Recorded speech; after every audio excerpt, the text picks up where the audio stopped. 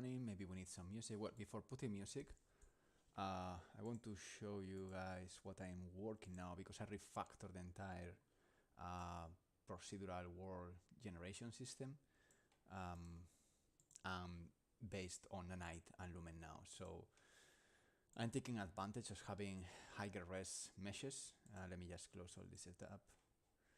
And I think now it's looking better than before, and also it's more optimized. I can get easily 60 FPS on the editor, meaning, again, if you do the math, it's around 80 FPS on a pack game. I always need to subtract around 20 FPS, more or less, depending on the situation, many things to consider, but that's more or less my math. Minus 20 FPS on the editor, plus 20 on a pack game. So let me just remove all the things I don't need. Actually, I can show you how the world is generated without loading a screen. And also I think now the lighting and everything works way better. So the first round is like the bigger mountains, later smaller mountains, later different settlements, houses, plants, and the final pass is all the foliage, including grass and small stones that you can see in the floor. And as you can imagine, let me just remove also the every single time I play is completely different and makes the game way more interesting. So you can see there is a settlement, there is one guy there already, and yeah, I think now it's more immersive. It was quite foggy before, and I think now it's better because you can see the far background and where you want to go. You can see a cave there. The level, again, it takes around 30 seconds to be generated. Sorry, 40 seconds to be generated on editor, means that on a pack game is 20 seconds, so it's pretty fast.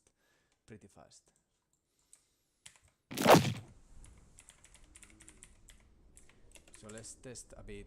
It's been a while without testing the abilities, how the AI is going to respond to this environment.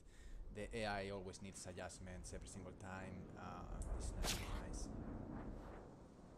I saw one guy falling. Needs adjustment because obviously they are... How can I remove this command? 1 second. Just annoyed by this. Can I? Okay, there we go. Last one. I'm also playing in God mode, by the way. Hey, and Jetrox, hello, thank you so much. Okay, let's play this one, for example. Let's wait for the generation, otherwise it's gonna be slow. And I don't like to play slow. And again, this is gonna be a loading screen. I got already the script for the actors to tell the story of every single tile and what they have to do. So it's gonna be almost seamless. Trees in the water, eh? Should I fix that, or should I leave it as a feature? I'm also doing a lot of iterations to see what are the biggest problems, because sometimes you need to put specific rules to avoid something to happen. Like for example, these trees need to don't spawn on top of rocks, otherwise we will have this little problem with the roots. It's not a big deal, but you know, you can always polish more and more and more. And that's part of the job of doing procedural world generation, to iterate a lot to see what are the biggest offenders and try to polish that until, you know, there are not many mistakes or things that look weird, like, you know, flying trees or a mountain in top of a rock. Things like that could happen, and you need to keep an eye on why that happened. And you can always tune that with different static meshes tags or different angle normals in the hit direction when you decide to spawn something. There are many techniques you can apply for this. Okay, so let's play this one. Let me just put no stats. And also I want to put this in performance mode, otherwise it's gonna be a little bit slow. Okay, so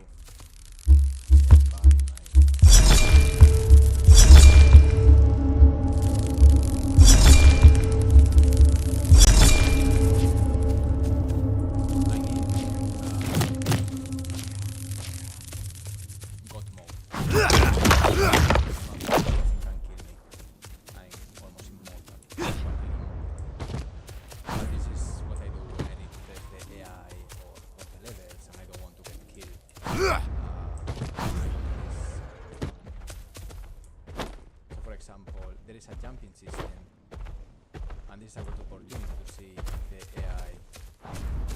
Yeah, it's able to jump.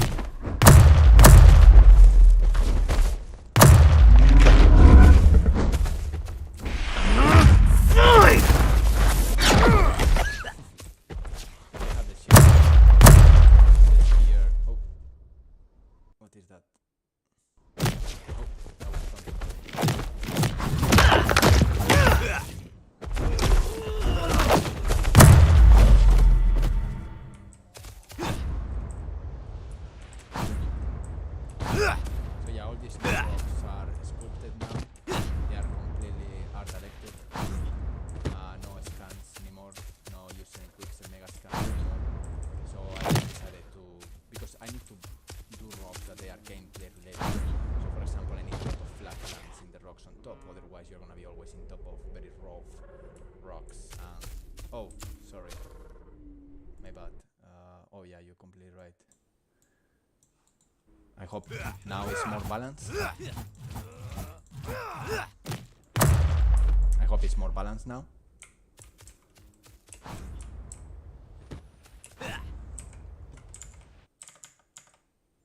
Okay, so yeah, what I was saying is no quicksell megascans anymore, at least in the main rocks. Maybe in the smaller ones, still some of them, like these pebbles, they are scans.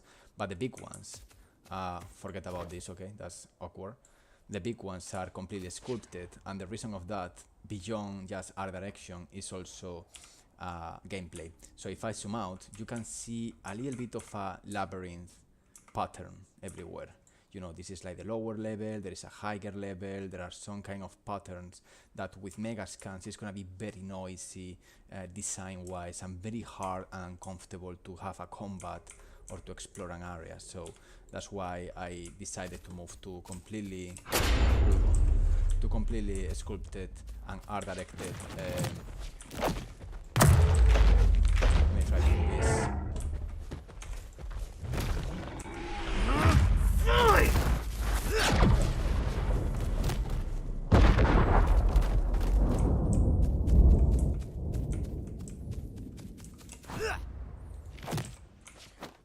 We're also designing new weapons. This is just a temp shield. The shield is as big as the smallest part that you can see in the center, but when you block, the biggest part just unfolds, like boom, like in a kind of biomechanical animation.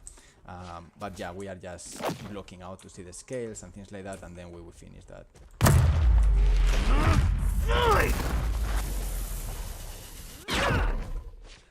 Yeah, of course.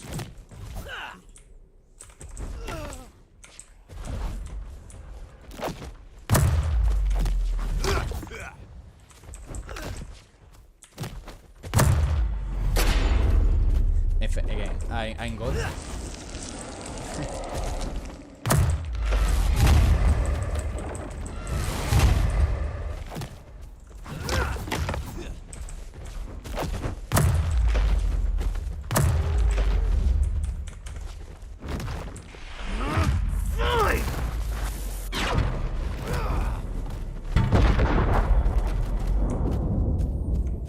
Sorry, dude.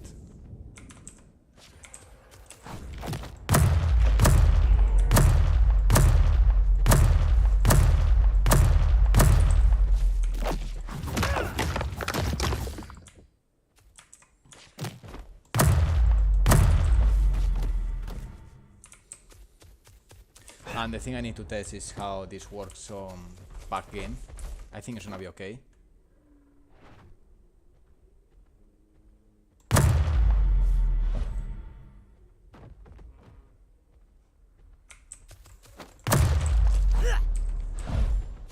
Yeah, that's motion capture.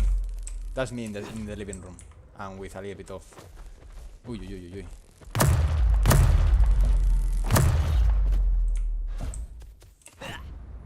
This one.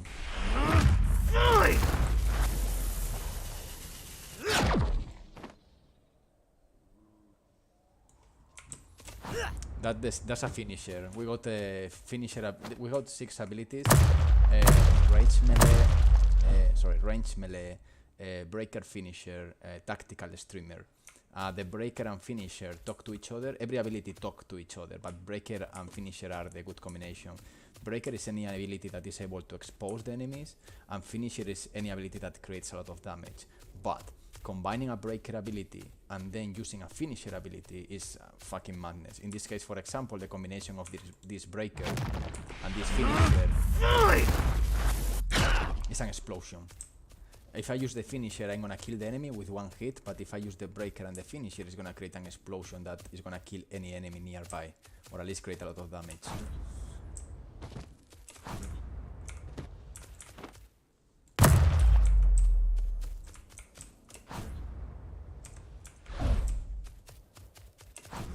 We got caves as well. And the idea is to add extra elements of gameplay inside the caves. It's not yet implemented, but that's why there are these kind of blocking labyrinths and paths to add some extra elements of gameplay. Like these 2 doors here. Enemies inside, all that stuff. Right now there is nothing. It will come, one thing at a time.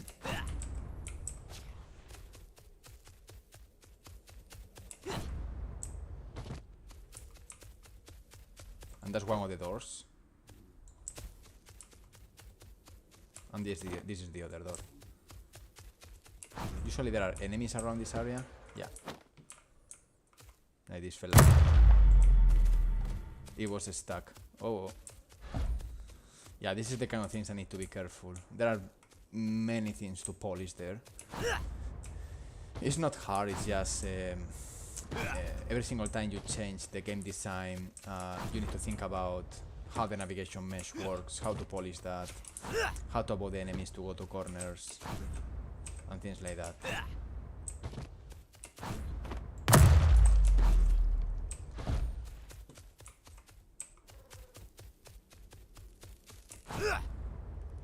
You see, like that. This is because AI spawned in this and is completely stuck.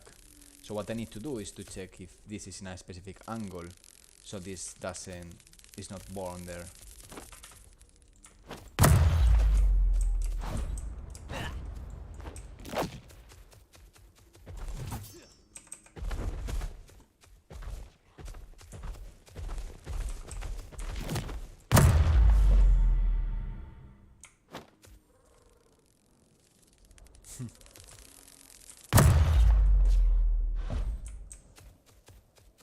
They have cool animations when they die, and also ragdolls. I work quite a bit on that part. I don't like ragdolls that they look like toys. I really like the idea of having some weight and good positions in the end.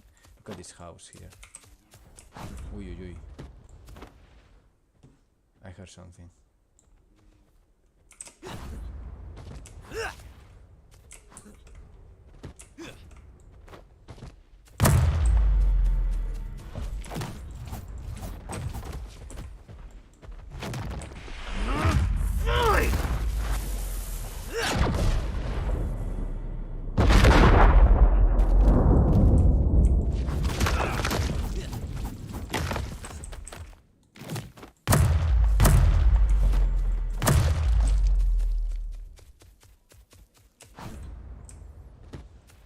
Yeah, I mean, in God mode, so whatever, that's more or less the new updates about the level. And now what I'm gonna do is to start working in the different guns, because we need to implement new abilities before we do the beta. I really like the new rocks, and they work very, very well. There is no hit on performance, so it's pretty great, and also easy to climb.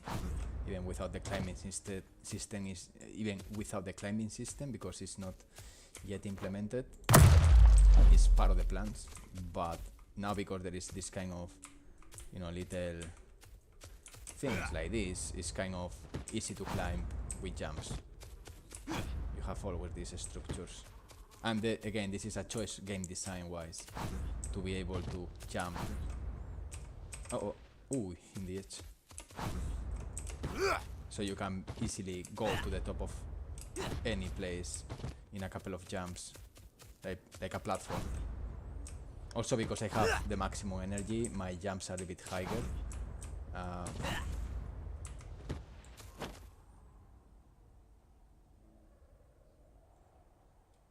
Wow.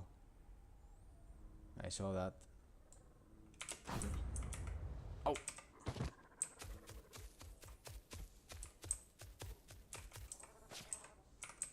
I could open the door in theory. In theory.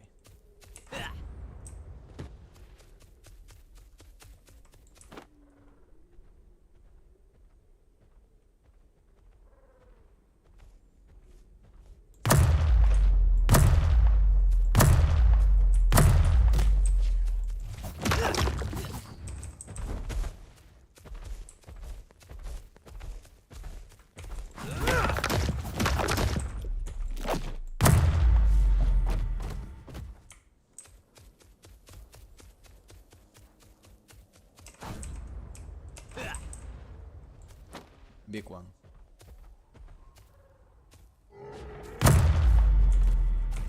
You see? Problem there. He spawned in an area.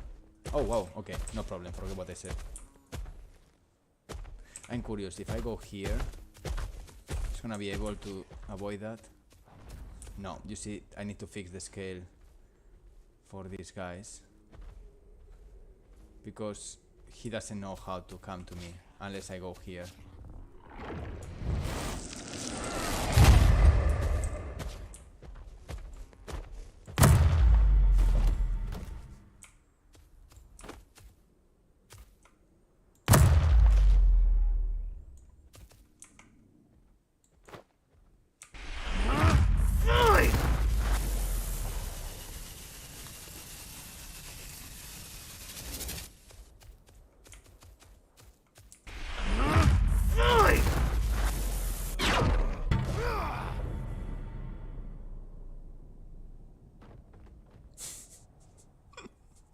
So yeah, in this case there is no explosion. Anyway, let's work. Enough playing. So one thing I want to do is I got a data table. Abilities. Basically here, this table contains the data of the different abilities. But what I want to do is to make this a little bit bigger, because right now the properties of a weapon is split into parts. One happens in the blueprint, like for example, if I go to the biogun, one happened here, which is actually even not set up, so I think it's gonna be the moment to set up all this here. So for example, yeah, I don't have the variables of the gun, so I need to think where to put this.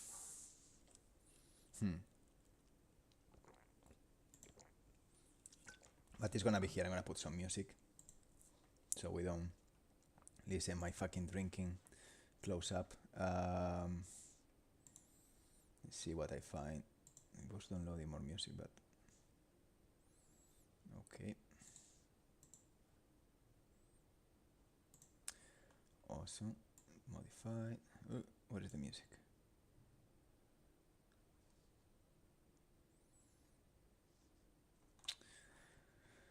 I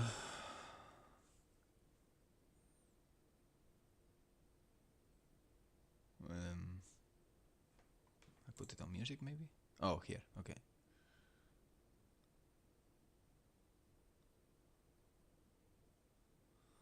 I'm trying to find it, but now I don't find a fucking shit. Classic. Date created? No.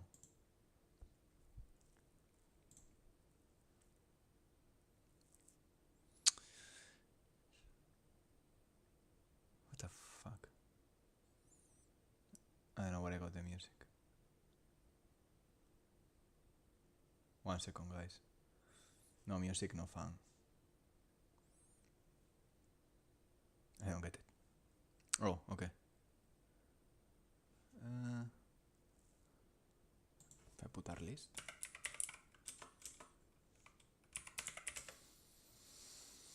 Okay, whatever. I'm gonna put the previous music.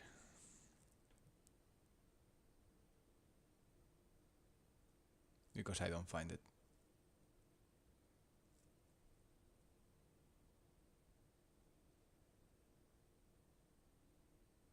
I got some here. That is not the one I want. Anyway, music. Fuck it. Random.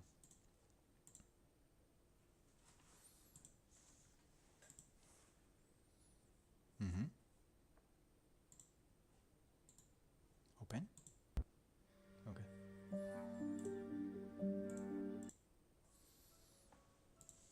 Anyway, background. So, there we go. So here what I want to do is to start adding properties to the gun. And we need to think about what properties. So let's start. Clearly, one is gonna be the base damage. Other one is gonna be the fire rate.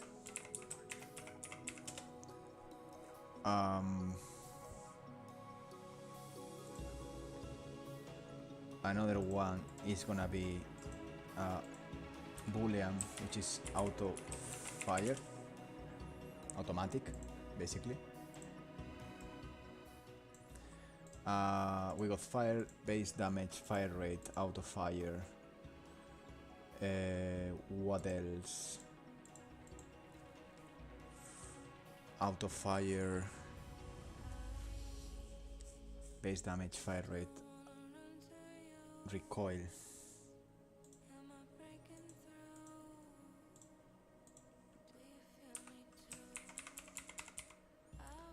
Recoil, multiplier, precision, multiplier, recoil multiplier and precision multiplier, energy, energy cost, base damage, fire rate, auto fire, recoil multiplier, precision multiplier, energy cost. Okay. What else? I think we are more or less okay. Base damage, fire rate, auto fire, recoil multiplier, precision multiplier, energy cost. The fire rate? Oh yeah, fire rate, okay.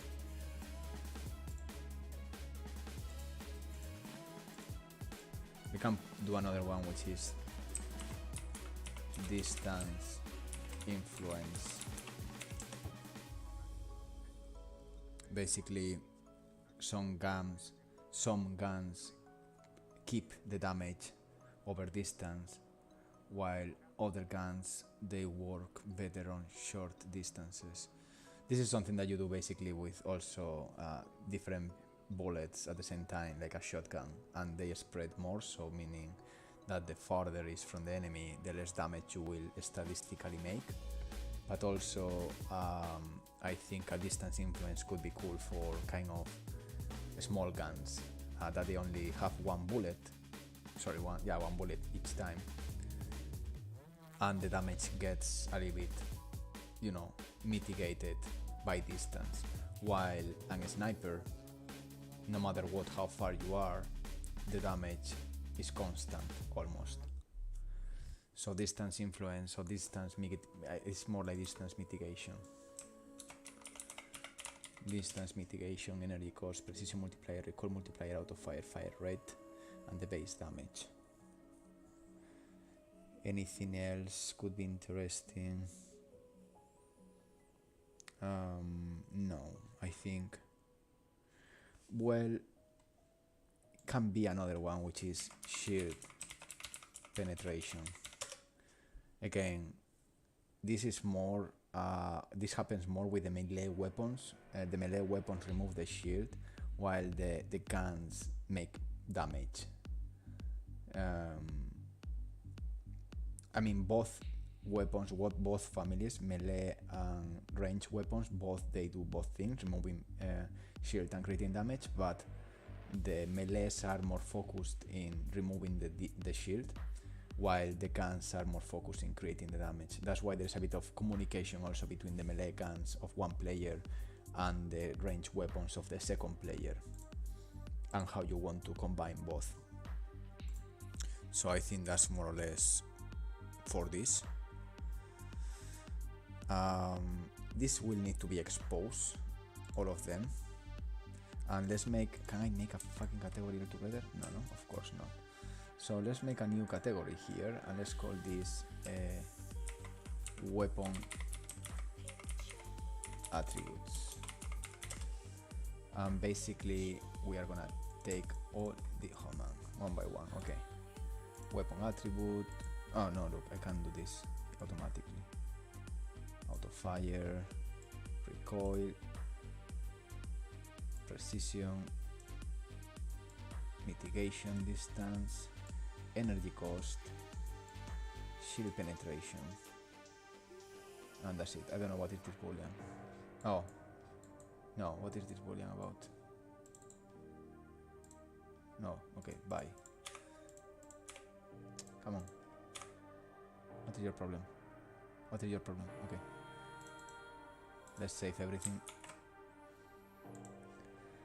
Alright, so shield penetration is cool. Now we need to expose everyone, because every child of this gun is gonna change these parameters. Actually, not exactly, because what is gonna happen is the abilities will come from here and they will populate the different variables from here, which is my data table, which I can design a new gun just going here and start typing the shit here, you know. I can start saying this is gonna be an ability with this range breaker, finisher, tactical streamer. This is gonna be the input, the button you need to press, the ability, the cost, the mesh, the ID, secondary ability, you know, range primary bullet ability, all that stuff. So here I will need to add basically the same details I put here. I need to add it to the structure, which is this one. So here I will need to put the different extra variables, which is again many floats. I don't know why.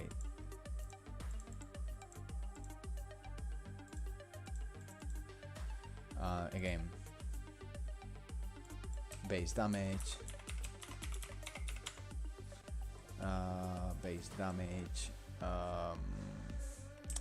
fire rate,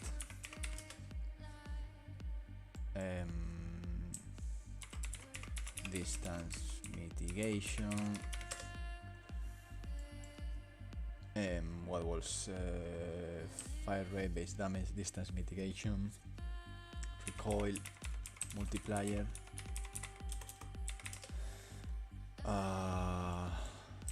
precision, multiplier, energy cost, shield penetration, energy cost, shield penetration, energy cost. Am I missing something? A part of the boolean, auto fire, fire rate, base damage, precision, energy cost, distance, shield penetration. No, that's it. And now we need to add a boolean, which is auto fire or not. Auto fire. Okay, so the next step is a bit convoluted because we are gonna deal with a lot of data in a structure. But as you can see, if I save this now and I save this, now I can add these values per weapon in this structure. So here I can design all the weapons, the cost of not just the parameters and attributes, but now what was already set up, which was what is the cost of DNA, what is the ID. This is more like internal things for my organization, category IDs and things like that, because I can organize the things here by ID. So I know that category 1 is all different how to say, like level of abilities and guns, or I can just, for example, organize this by name or by the meshes or or by different biohacks, which is another feature. Like for example, this one is one of the most powerful, which is the mitral gun, which is not yet it's in the setup, but it's not yet polished. But it's like more or less like a sniper gun, which is a killer basically. But you need to use 4 biohacks, meaning that it gives you less room to add other abilities in your biosuit. You have a limit of 10 biohacks in your suit. So if you buy this mitral gun, mean that you have only 6 points remaining for the rest of abilities. So it's up to you if you want to go to a very powerful ranged weapon, means that your melee is gonna be worse, or you are gonna sacrifice a lot of other abilities. So it's a matter of how you want to play the game, how you want to spend your hacks. So yeah, that's more or less the setup. Alvaro, tengo una RTX 32 of RAM Young i7. Yeah, it's perfect for UI. Your computer is better than mine. I have a RTX 7020. RAM, I think I have the same than you. My processor is older than yours, and I'm making a game with Nanite, Lumen, and a lot of fucking shit going on, and no problems at all, man. So you have a good computer, yeah.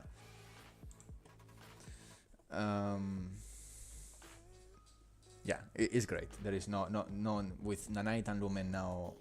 Even if there is a initial GPU cost, also democratize better. Ah, perdón, en español. Tienes un buen ordenador. Es mejor que el mío. Así que tira con ello. Alright, so now this is the complicated part. I'm gonna do this in 2 steps. The first step I want to do, for example, is gonna be to define the fire rate, something that is easy to debug, because we are gonna see if the gun shoots fast or not.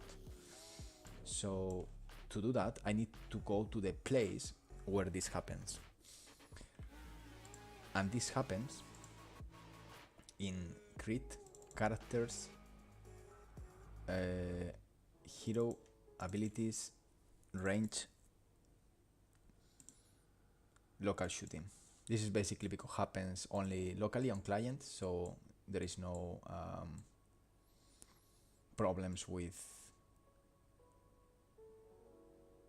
Yeah, I see. Okay, we are gonna need to send data from one place to the other constantly.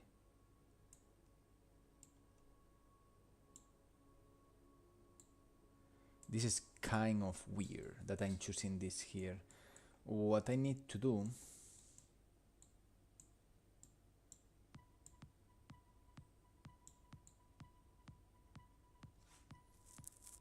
why I'm calling the weapon master, let's see the references.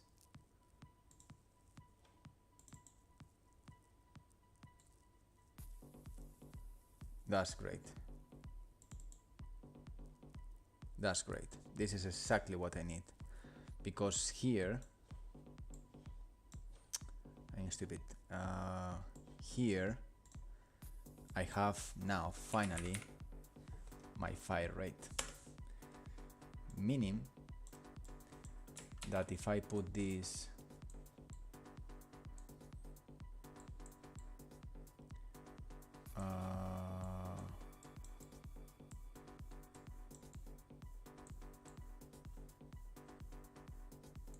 yeah, this is the delay, I see.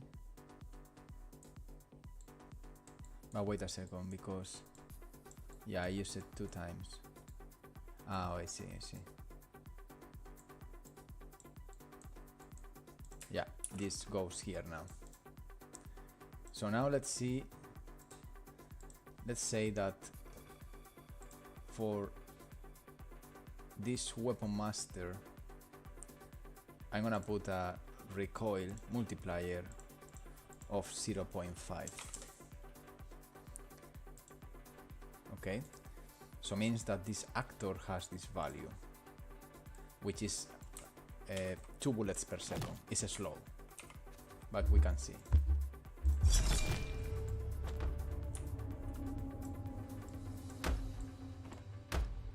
Yeah, let's wait for the loading, but I think it's working already.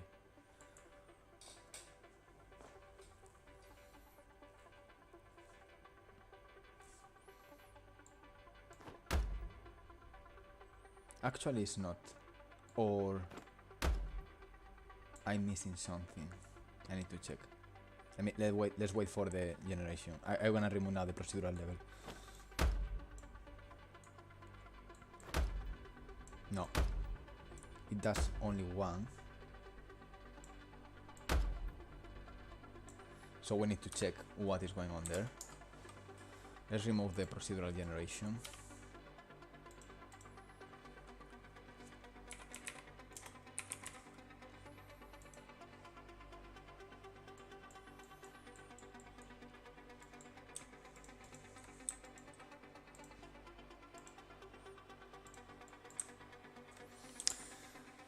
So the fire rate, let me put another fire rate. Let's say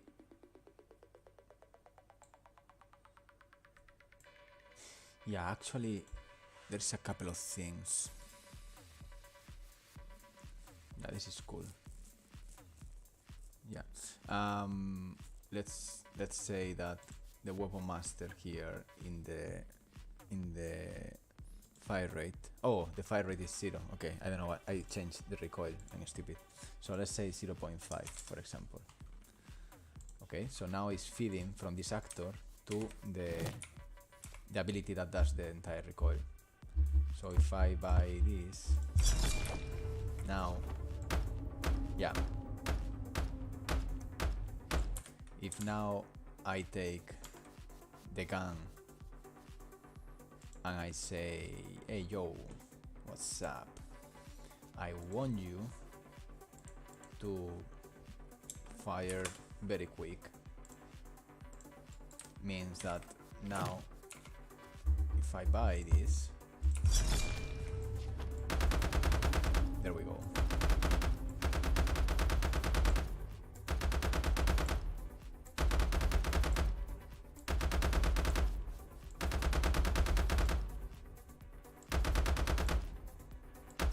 So that works as expected. That's good. Now, there is another step we need to do. And is, because I want to set up everything here and not in the different blueprints one by one, this is the tricky part. In the moment you buy the ability, I need to feed from the data table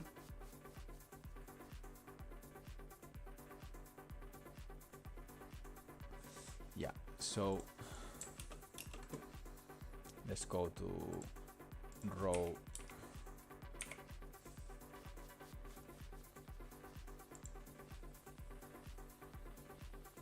ability row here. So here, I think it's here, yeah.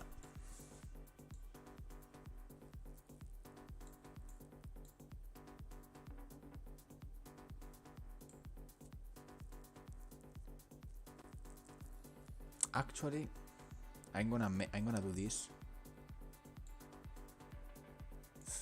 Hostia, it's complicated. Here I have all the new variables. Maybe I need to do a function here.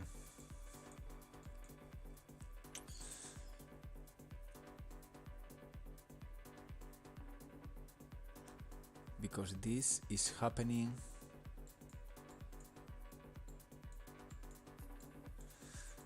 This is happening. Let me just do a print here.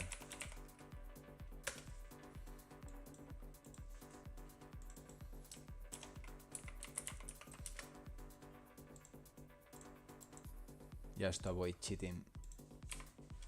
Which doesn't matter because it's not a eSport. If you want to cheat, it's your problem. But I want to do it clean, just in case. I don't know. If I do this,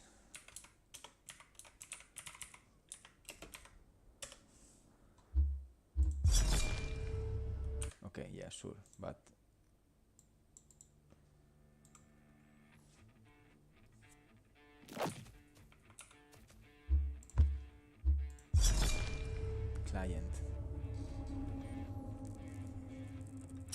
I need to send the data.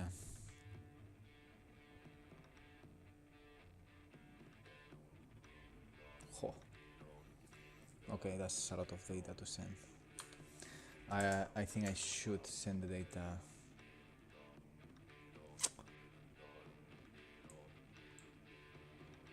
Oh.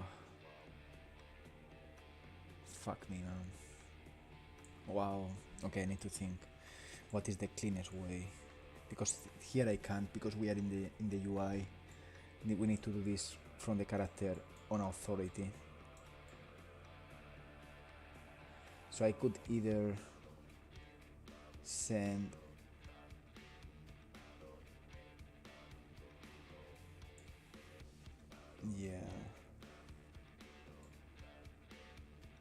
wait, maybe I can do this another way.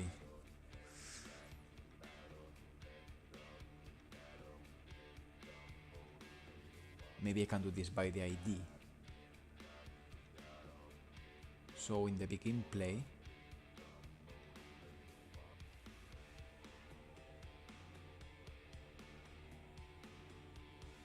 okay, I think I'm close. In the begin play, I got something that is raw ID. So something unique is this ID. But also I can do this by name. Yeah. I'm gonna use this by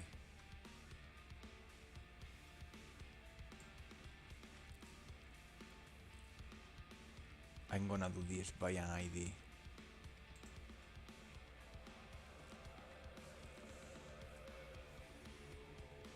And I'm gonna change this ID numbers by something cleaner.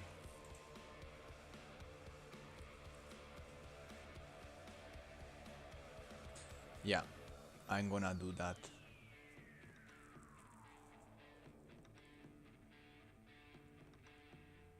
What I'm missing? Sorry, I'm thinking that I'm missing something. So with ID I can know what is the weapon inside the weapon itself. Yeah. Yeah, I can do that. I think I can do that. Okay. So I just need to get this.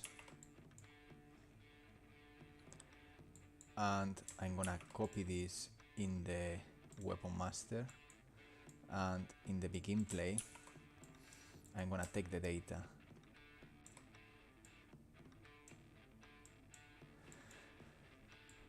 Get data table, the raw name. This is interesting. Get data table, raw abilities data. The raw name. The raw name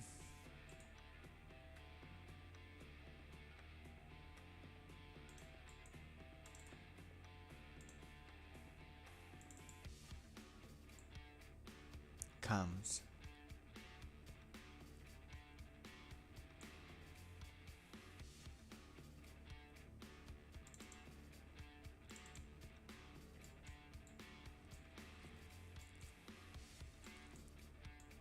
get data table raw abilities.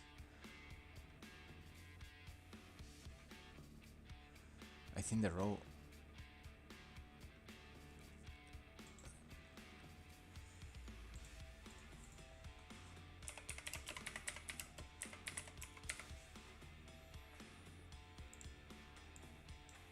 no, I don't need this. I think the raw name is this. Not this. This raw. We can test this because the biogun is this. I'm gonna put here a fire rate of 1.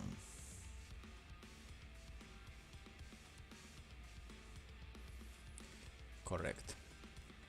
So the row name is 2. Man, I don't know why I can't organize this. No, row name? I'm getting confused. So what is this? Oh, they are the same. No, but here they are different.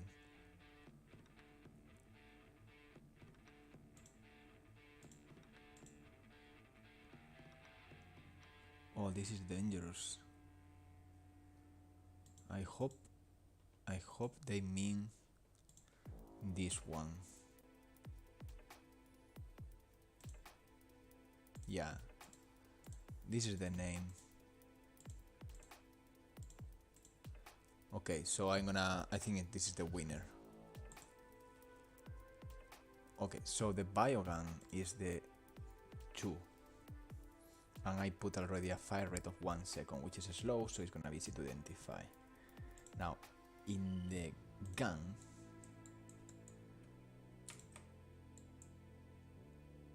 no, you see, this is the problem.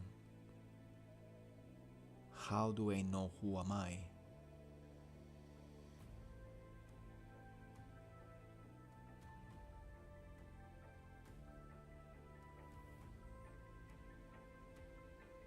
How do I know who am I?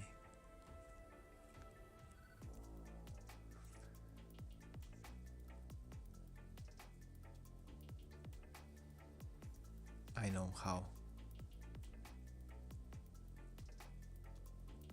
I know how. Let's create a name.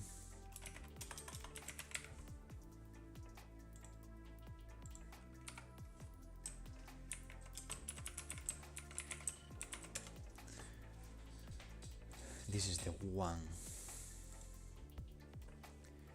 So you are gonna be sent this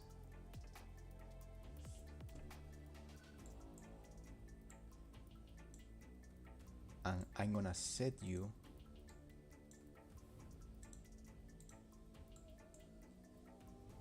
yes. Okay, we are moving forward. Now it is true that this row name needs also to travel here. So we need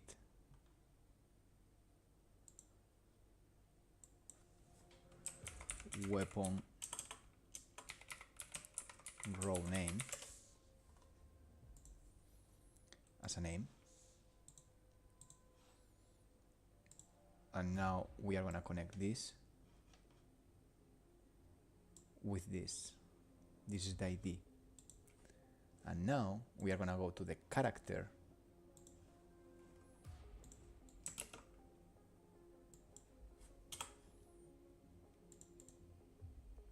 right here, and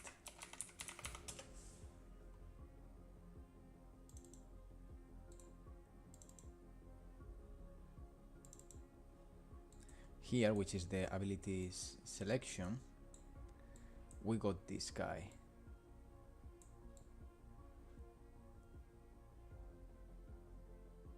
And this happens on server.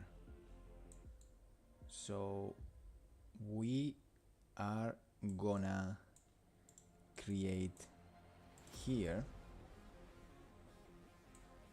a new name, which is gonna be the row ability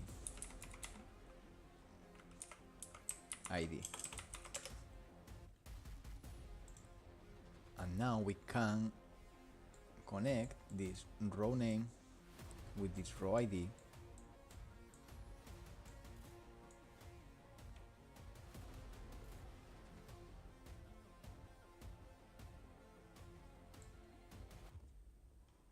And where the hell is the gun traveling?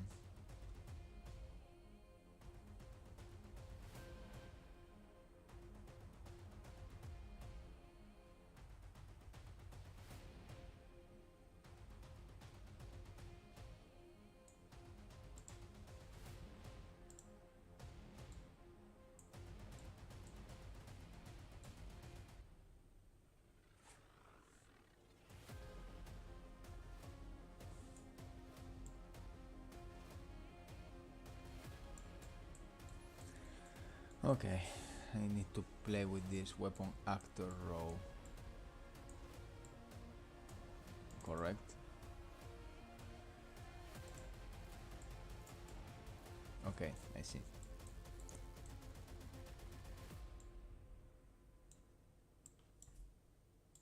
And here set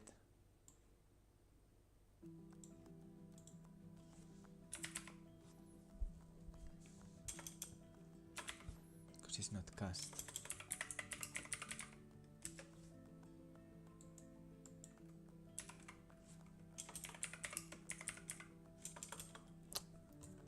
Fuck.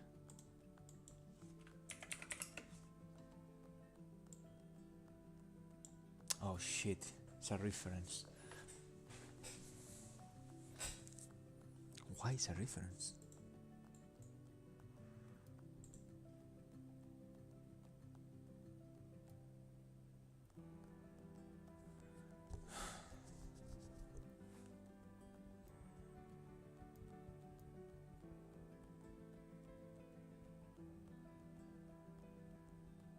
Okay. Okay.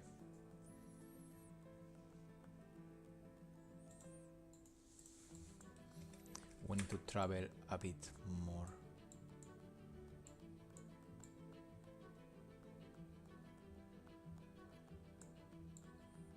Basically, here I have this already.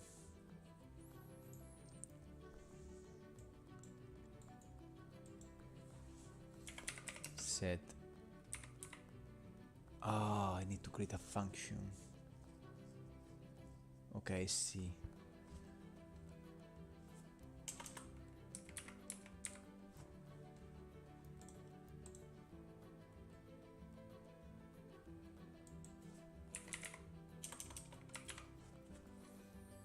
Yeah, I need to cast this.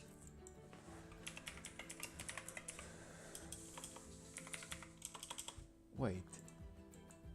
Okay, let me see this properly. So in the range, yeah, gun weapon.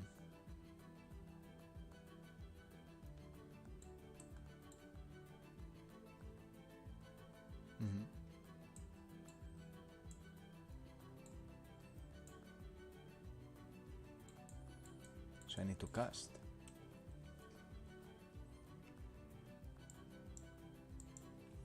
But I can cast.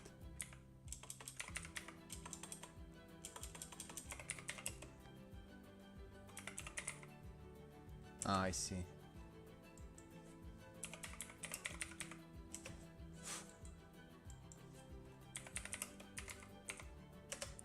Yes, okay, so we need to do this. And this happens on server, so we are gonna create a custom event. Initialize weapon parameters. And I just need to add this. So now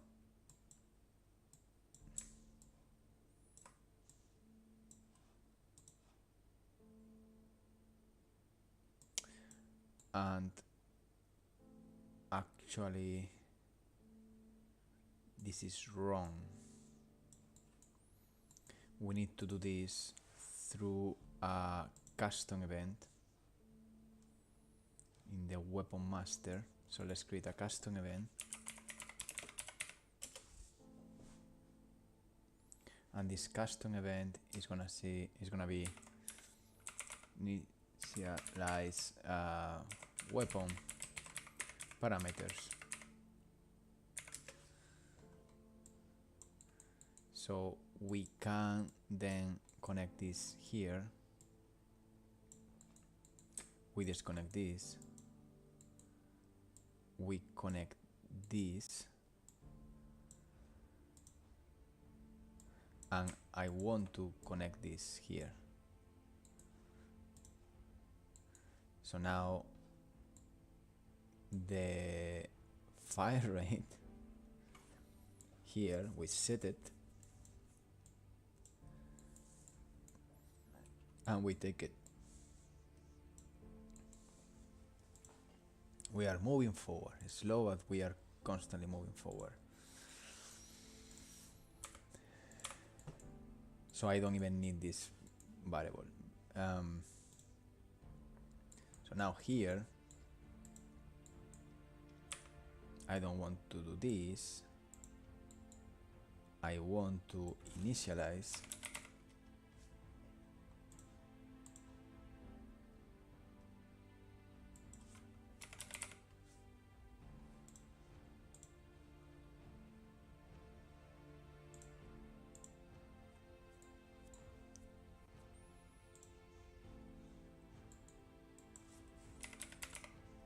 weapon parameters, and we connect this here.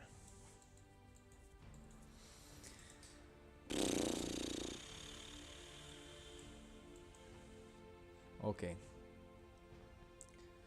To see where we are, I'm gonna save everything. I'm gonna create a breakdown here because most likely it's not gonna work first time. Something I'm gonna miss. It's a lot of data sending from one place to the other. But let's see what we fail. Oh, it's complaining. It's building the wall? What the fuck? Come on. Ah, because it's client. Ah, because I'm playing with the lag. Yeah. Okay. We are not ready.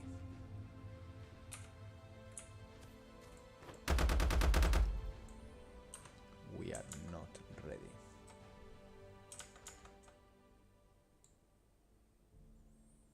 This is not arriving. Oh.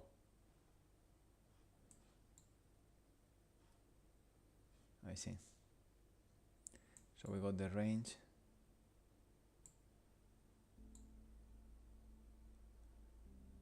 We don't need this anymore.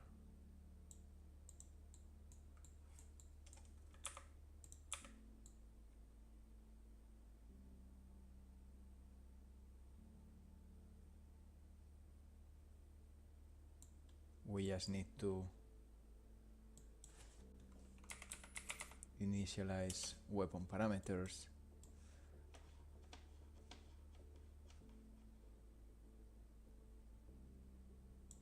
Here. Let's try this.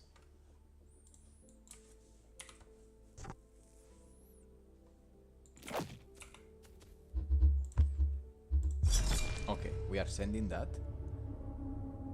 Ooh, this is scary already.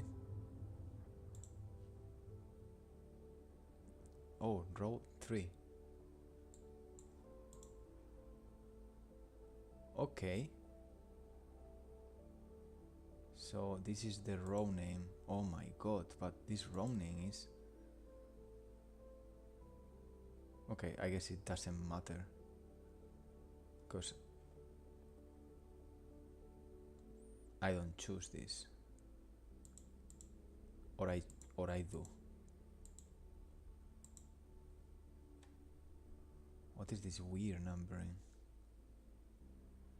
Oh, because I did copies. Okay. As long as it's unique. So let's try to play.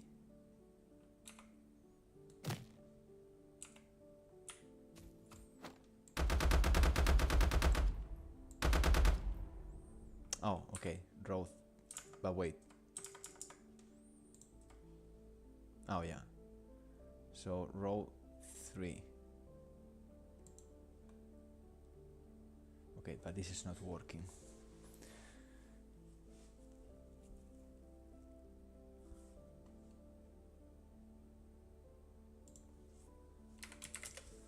This is not working yet.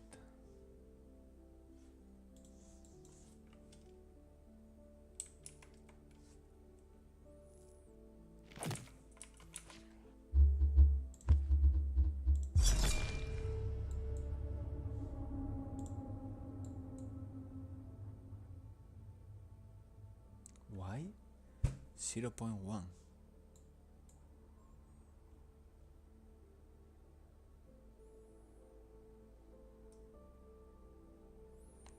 Why 0.1?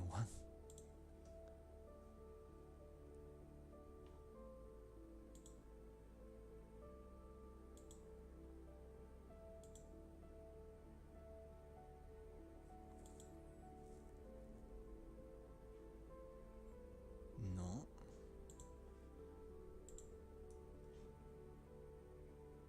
Yeah, of course, but what? No, it doesn't make sense. If you found that, why on hell you would? I'm gonna put 1 here.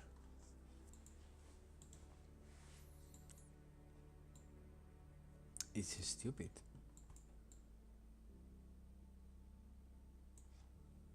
Why that value is 0.1? It's the value that is set, but it's not the value that is on the data table.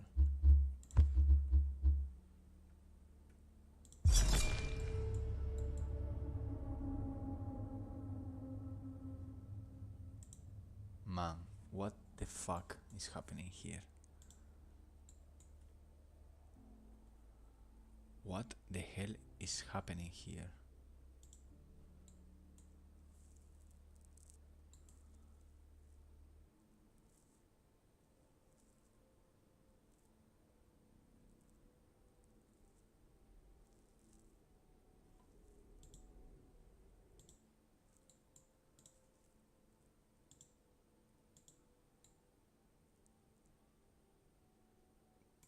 I don't need to replicate this. Okay, I'm gonna test this on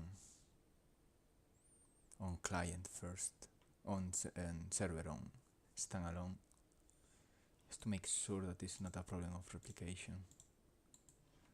But I don't need to replicate that.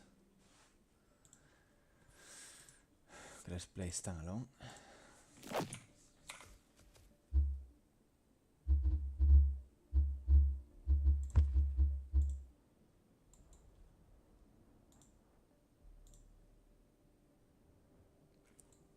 Why?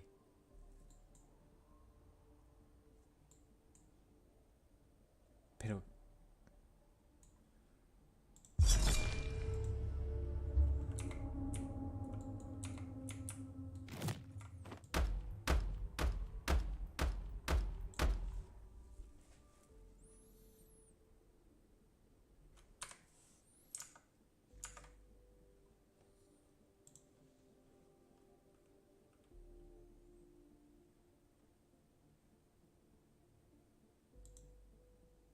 it's very strange.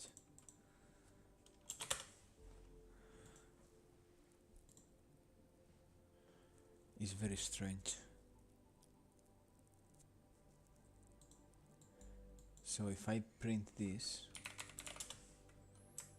in, I don't know,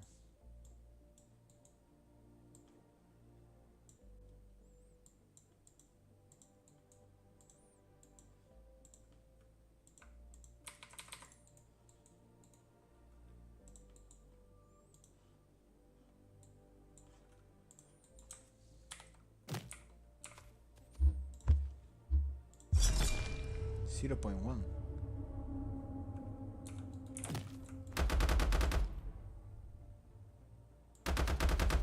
Okay, what I did different? You fucking kidding me? Wait a second. What?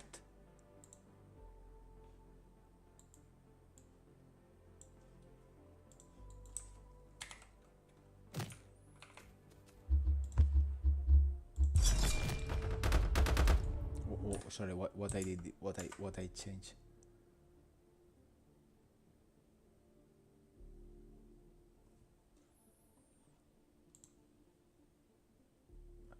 What the fuck?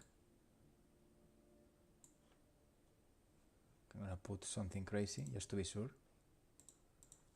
0.03, like a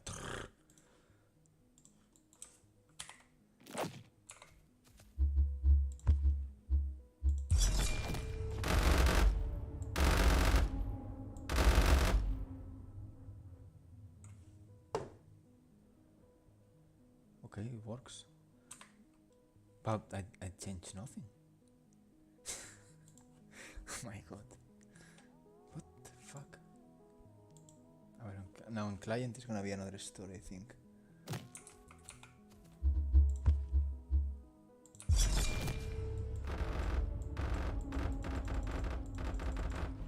Okay.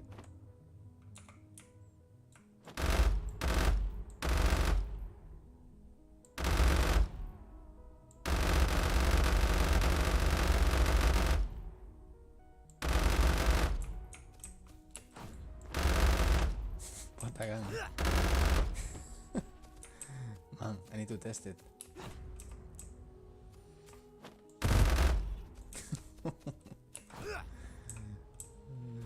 So crazy. Super gun. Fire rate? Who said fire rate? Where are the guys? Give me a guy.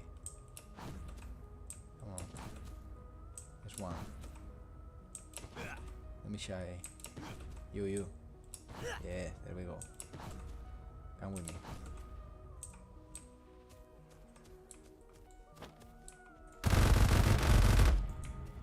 Oh dear.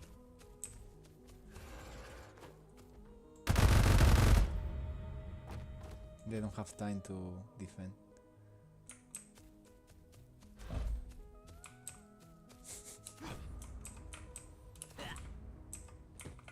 Okay, but it works. That's the good news.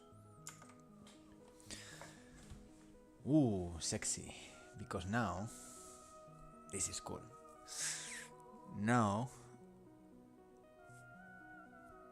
I can just investigate what are the different parameters I'm using in the gun in every single stage and call that from the weapon master.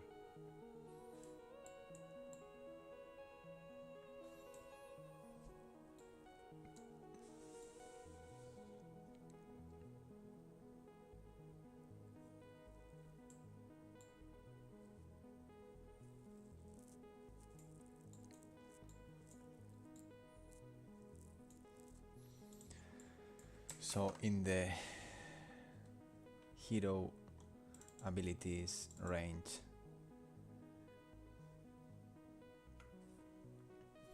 all this is bullshit. I don't wanna need this anymore soon. So I got the range aiming.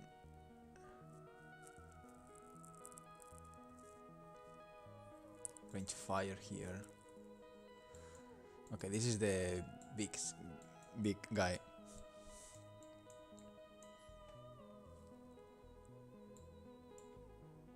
Nice, and I got the weapon master. This is fucking awesome already.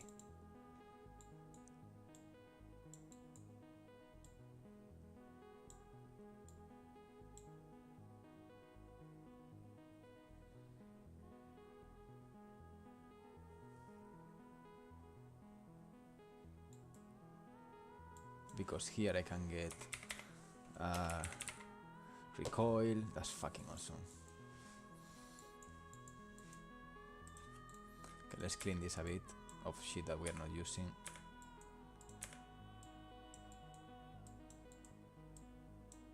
The damage, awesome. We can go here, get all this can be cozier here. We are gonna give some. We don't need this crap anymore of testing shit. Lot of fucking bullshit I'm not using anymore. All days.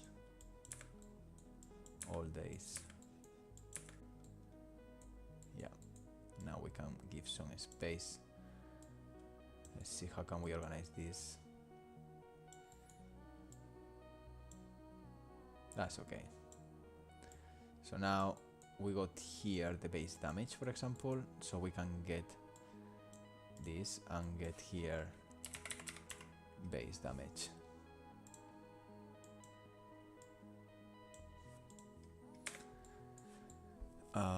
Every single time we find a float, we can play around with that. This is the energy. Huh. That's interesting one.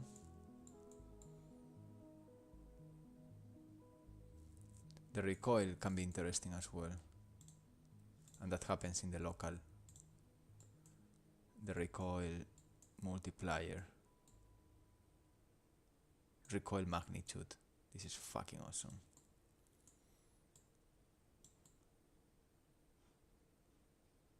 Please cast. Nice, nice, nice. So we can get the weapon master.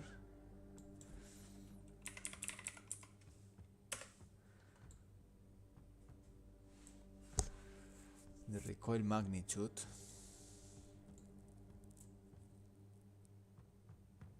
Interesting that comes from this guy though. Really?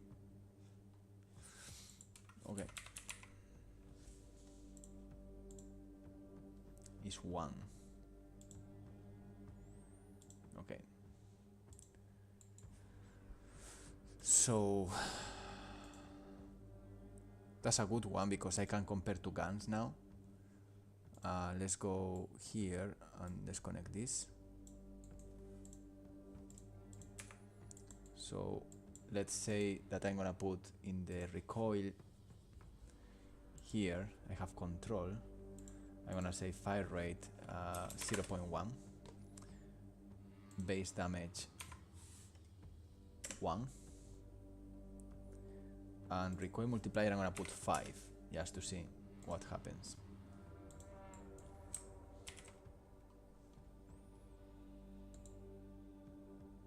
Like powerful gun, but massive recoil.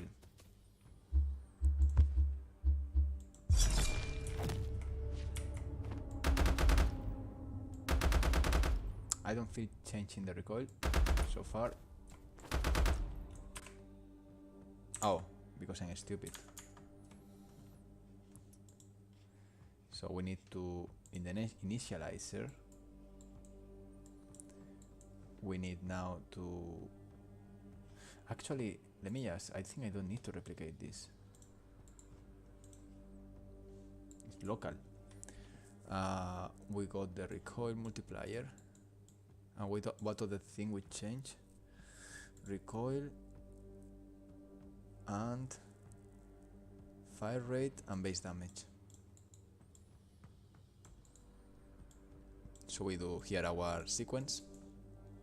We got the recoil multiplier and we connect the recoil multiplier there. And we got the base damage and we connect our base damage to there. And let's see if the things are going through or not.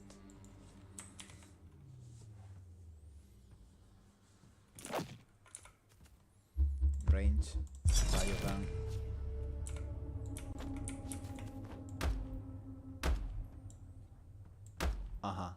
I need to replicate them.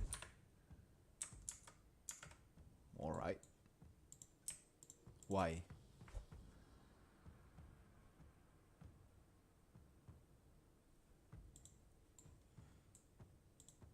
Can I just don't?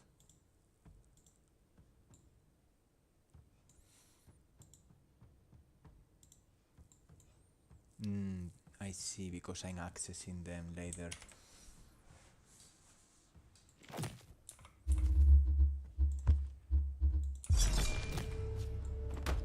Yeah.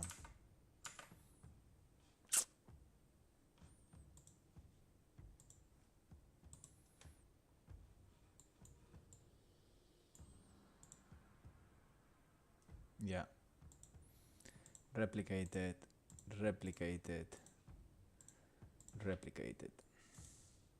I will have a second look into this though.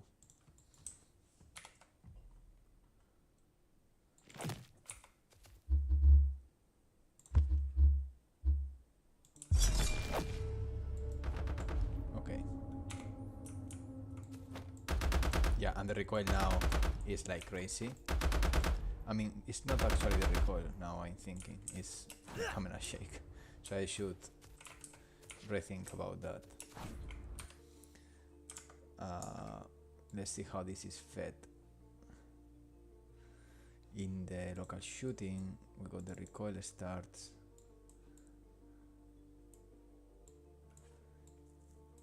Yeah.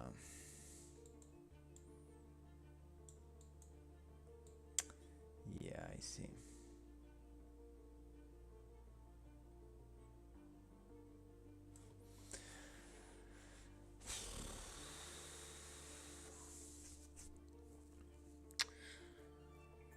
Yeah, this is not exactly that.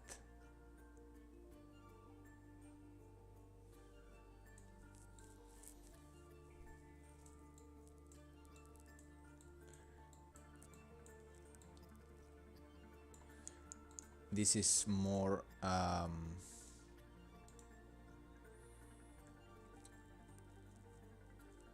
this is more like shake. It's more artistic more than other thing.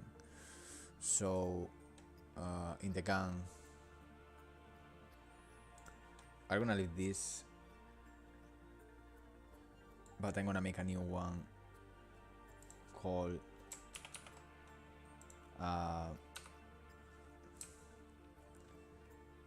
shake multiplier, and we're gonna put this here and replicate it. So it's gonna be, and then we need to create also a new float here, which is gonna be the shake multiplier.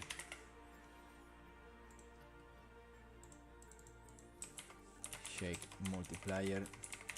We organize this a bit. Okay, so we got this, and now compile this, we save this, and the shake multiplier I'm gonna put 1. I'm gonna put 2. And yeah, it's a combination. Recoil is more like maybe a spread.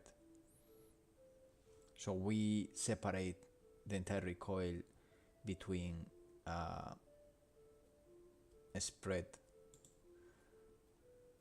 So this one is gonna be more like a spread multiplier. The recoil is gonna be the combination of both the shake and the spread of the bullets. The shake is a camera effect, but also affects the recoil or the precision, and the spread. But you see, then we have precision multiplier. Fucking hell. Yeah, but maybe we are not gonna use precision multiplier. We are gonna use a spread multiplier and shake multiplier. I don't know what is multiplier, but it's multiplier. Multiplier is a multi-cake. Multiplier. Okay, we got this. So the spread multiplier comes from the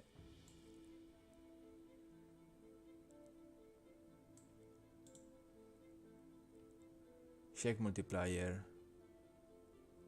and here a spread multiplier.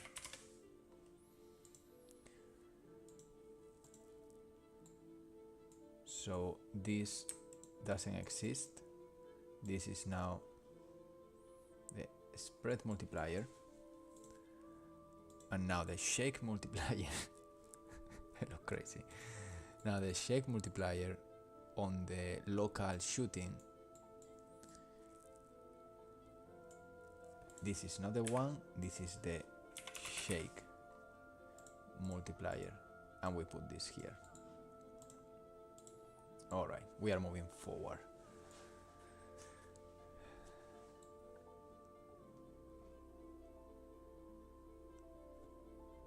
Wait.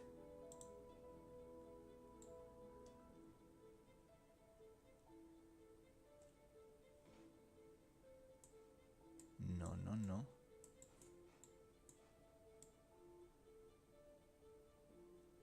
Oh, this is wrong.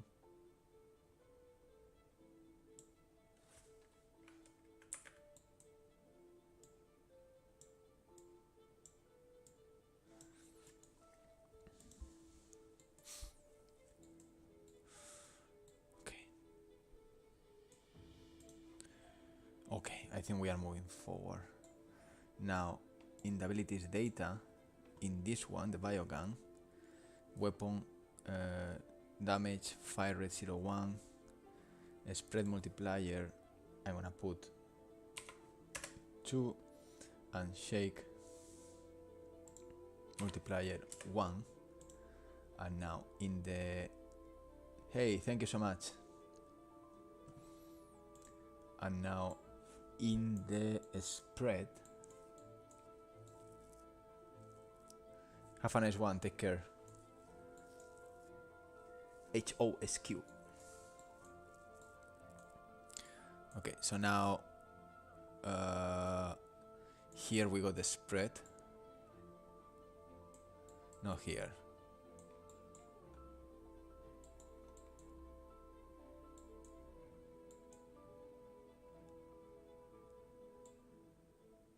Haha.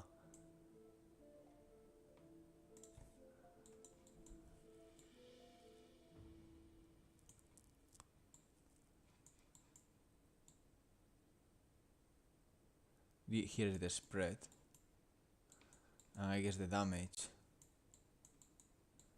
comes from this.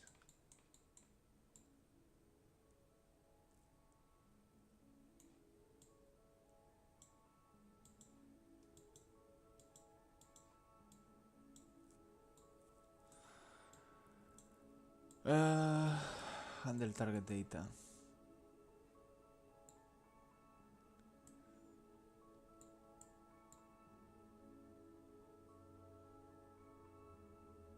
Okay, base damage comes from here.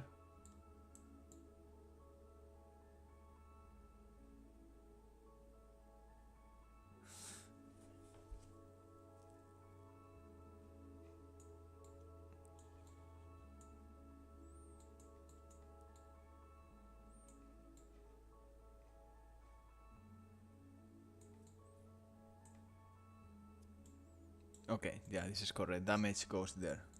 Now, the bullet spread here. This spread is not gonna be needed, and it's 1 by default. So now it's gonna be. Let's take our gun.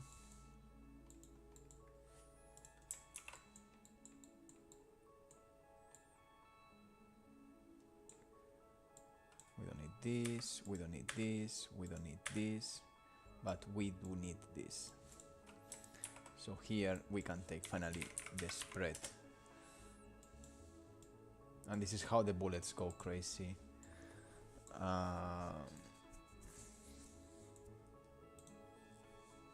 So this gun that I just built with a data table should have extra recoil, extra spread and recoil.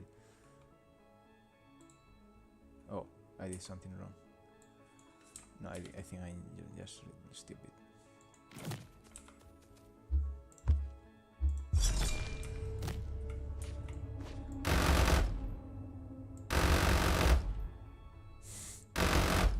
Okay,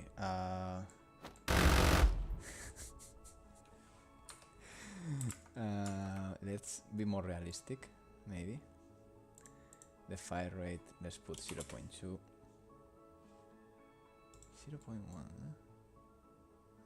yeah, but multiply by the, I have full energy, so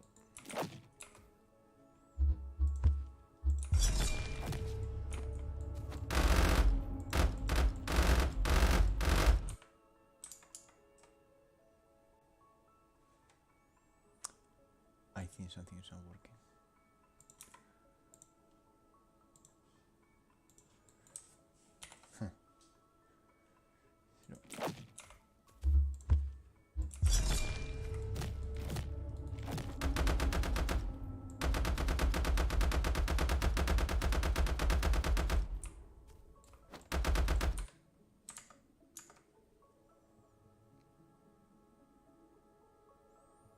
Okay. Wait. No, something is broken. Local shooting.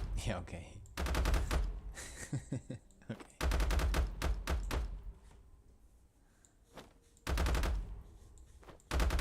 We don't want this.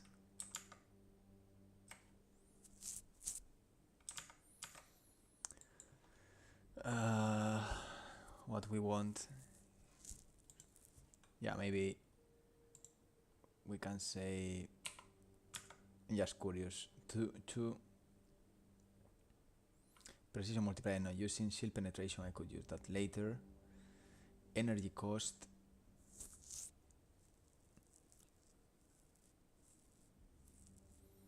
yes, we need to set up this one. So in range fire,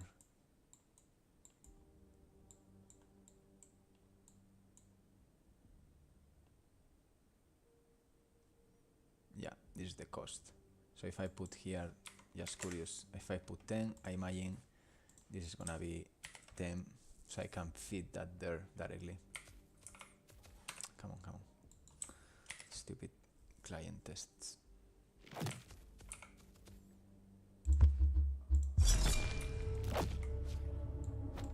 Yeah. Okay, that's good. So this is CC. Get. Joder, man. So picky. And then we got here energy cost. So we feed this here.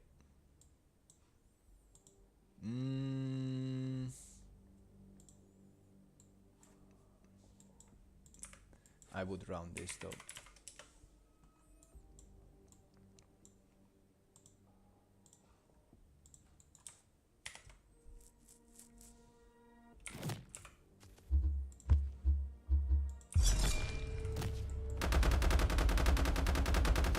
Okay, this has zero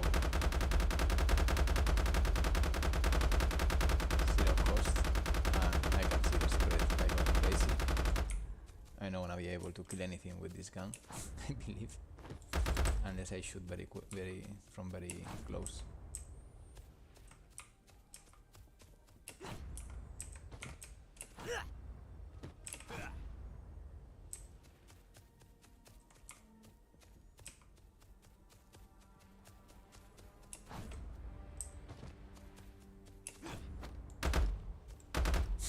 It's impossible. It's impossible. It's literally impossible.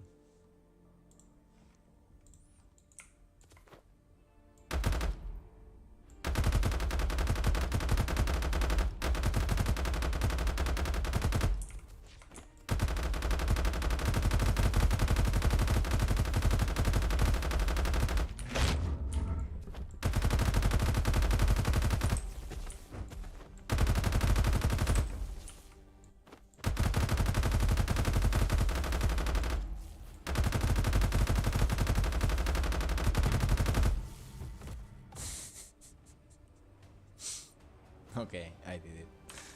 Congratulations.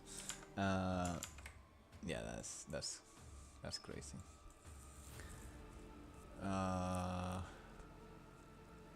Okay, so now the energy cost needs to be also set here.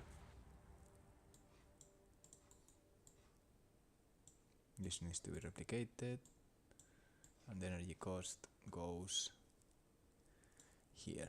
Shield penetration, I'm not gonna do it so far. Distance mitigation, this is an interesting one. I think this one is interesting. So this one can be set here. And basically, this is based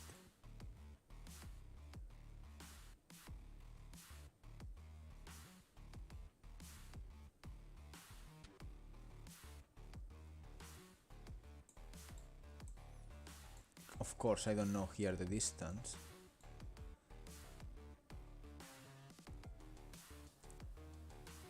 but I should calculate this here.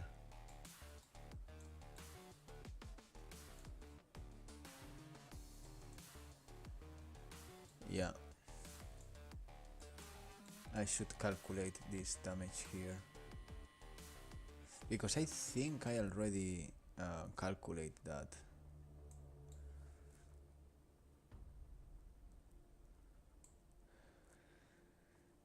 And the send damage. Yeah, I should do that. Okay, I'm gonna have a 3 minutes break and go back to this.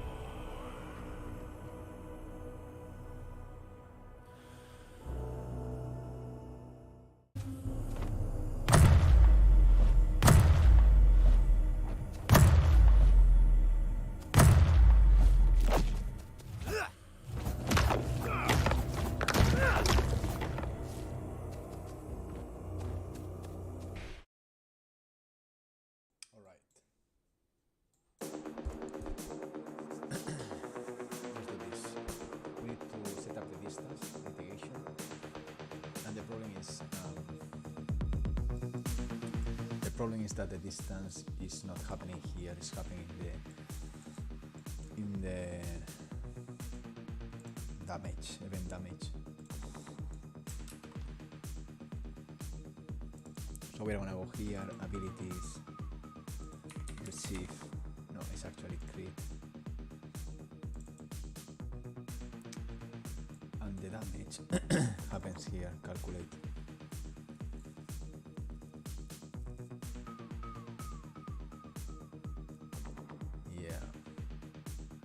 Here I don't have the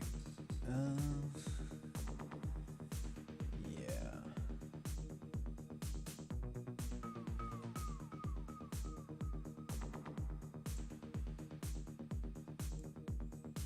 damage.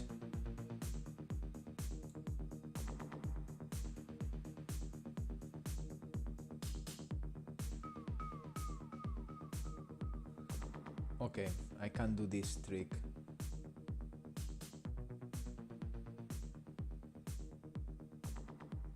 Yeah, this is what I need to. I don't want to do it here.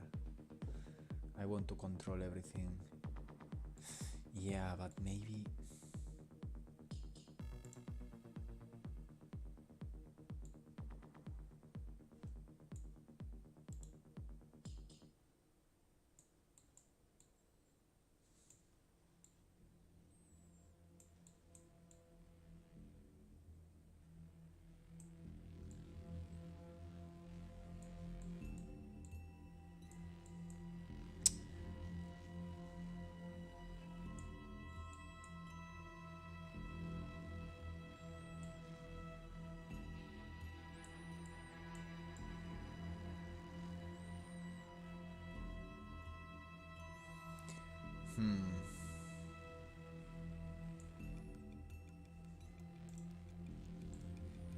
I should do it here.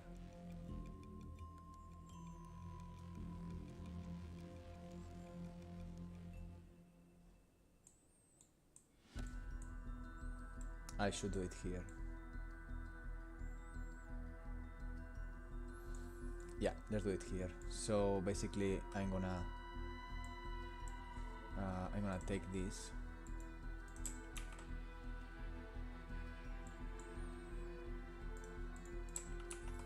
So this is the distance, and this is gonna be multiplied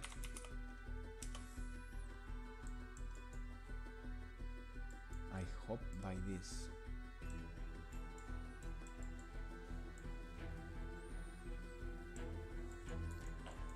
I hope.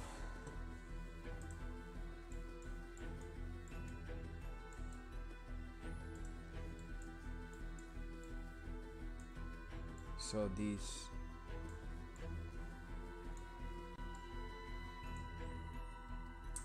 doesn't need to be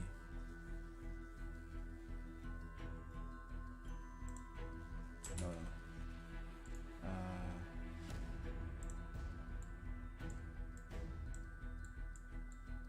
So the magnitude is multiplied by the location, if it's headshot and things like that. I hope this makes sense. We can test it with one of our friends.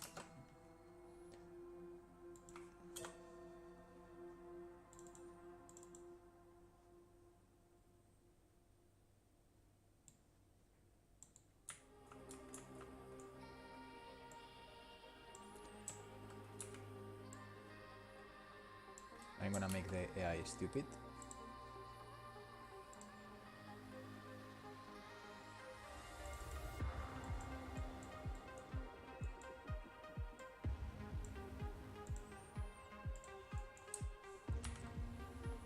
And test.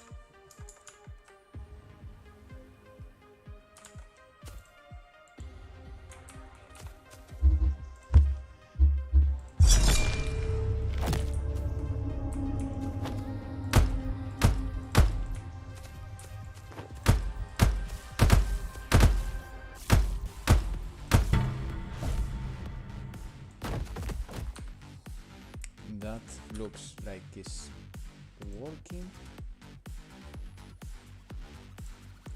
but I want to be sure, and the way of being completely sure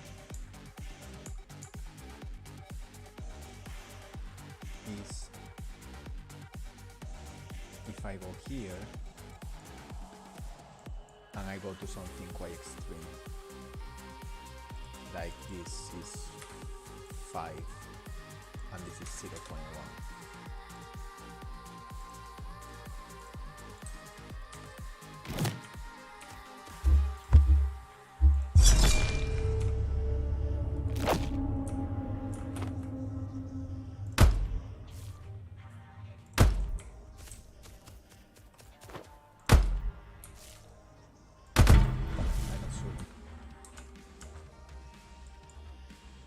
Let's say 200 0.01.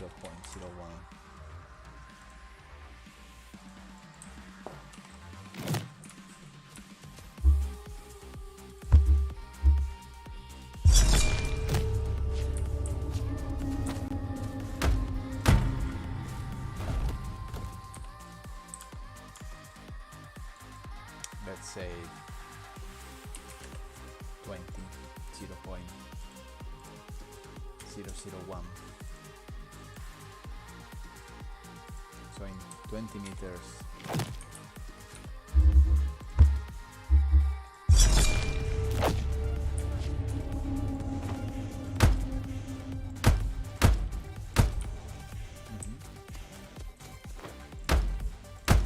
yeah, this is working.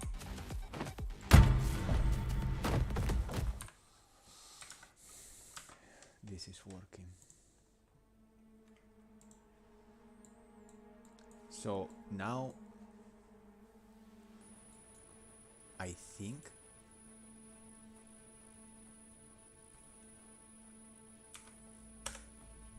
what I really need to do here is to don't set these values here, is to set these values as new parameters.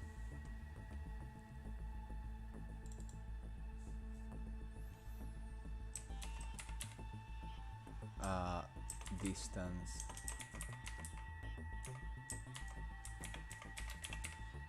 short distance damage, like so.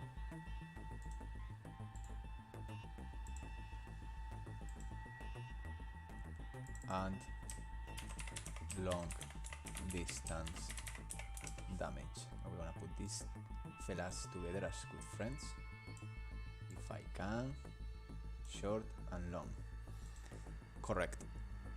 From here, short, long, we need also to create here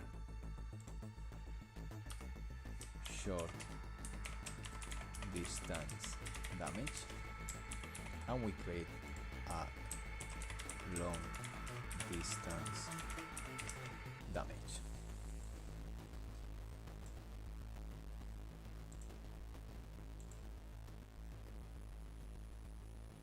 I could do even a curve,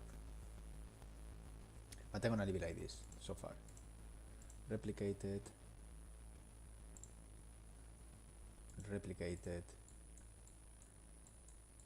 we are gonna give some space for this, and we are gonna set both short and long. No pun intended. And now in short,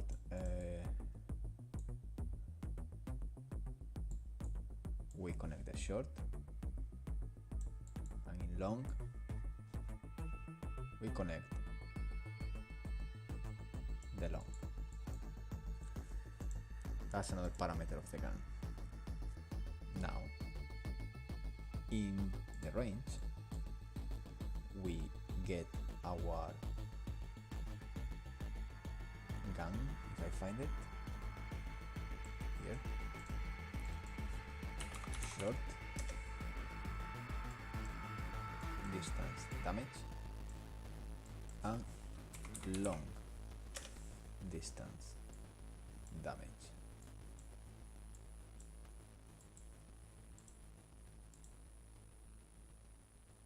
That is correct. Now we can set up here like the short distance makes double damage, but because this gun is not very, we can say something like this, 1.2 and 0.8.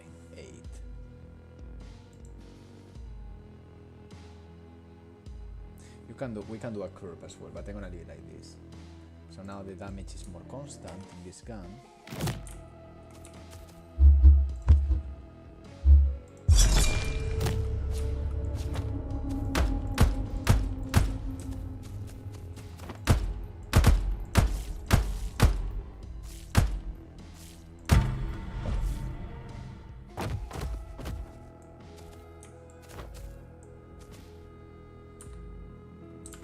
But if I put, for example,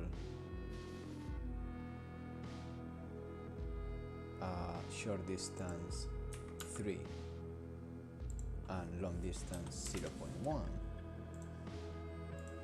then indeed the difference is going to be more obvious. So if I shoot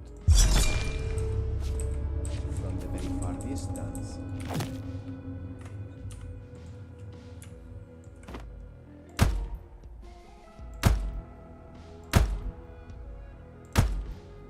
I'm not making too much damage.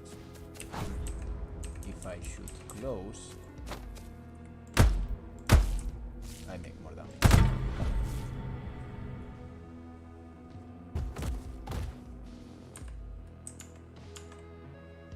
Now we can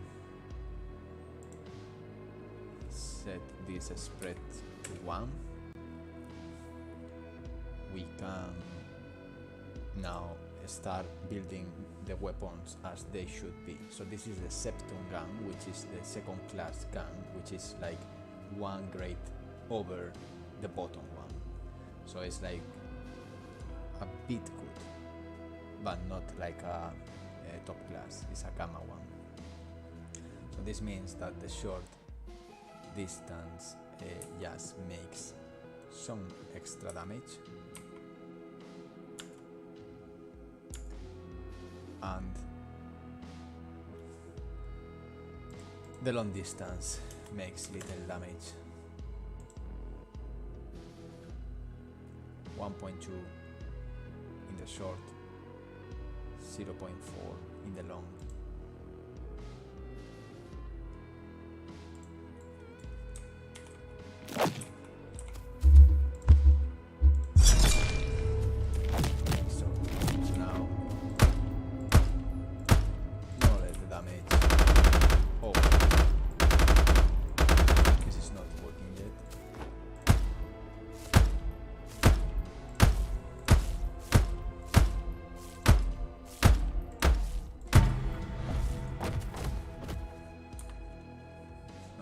Energy is not working yet.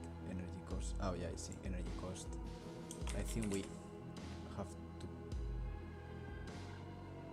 Oh, I don't like this. Energy cost 1.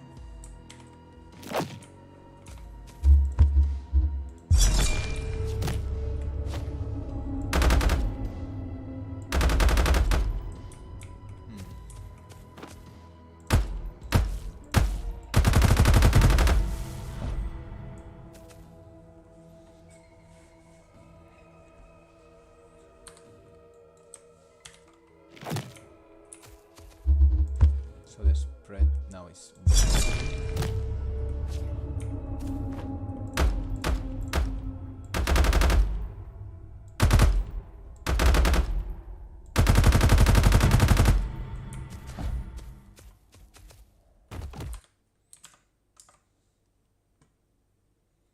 okay. So now on the recoil fire rate, I'm gonna go back to the original one.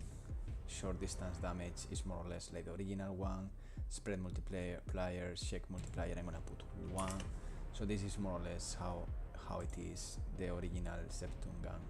And finally here we can call this septum.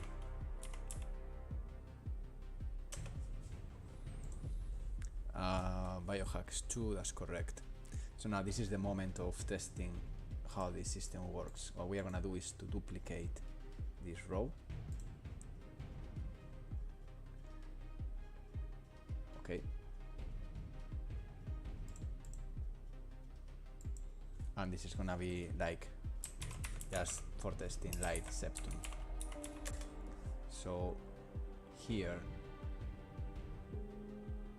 what I want to do is to create a base damage that is lower, a fire rate that is also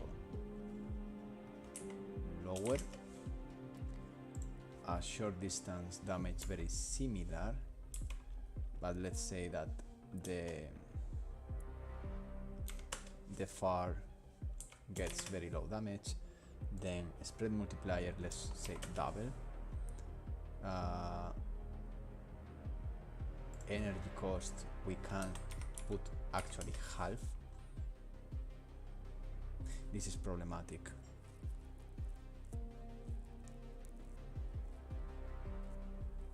This is problematic because it needs to be, yeah, I will change that in the future. And more shake. So now we should have a new gun here. That is gonna be septum and light septum. So this is the light septum.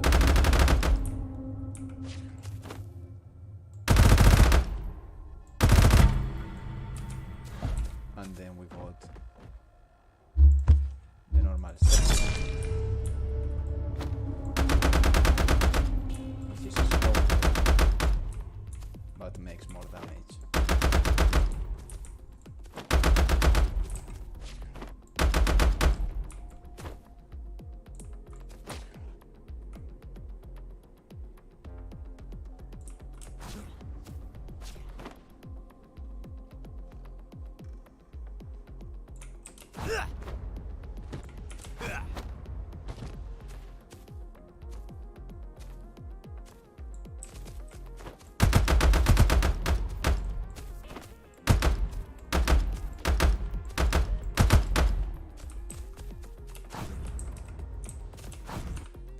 Now, the BIOS masher maybe now is broken. Let's see.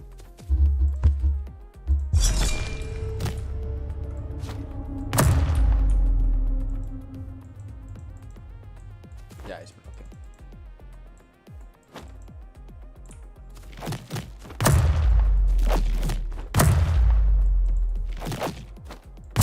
Yeah, it's broken.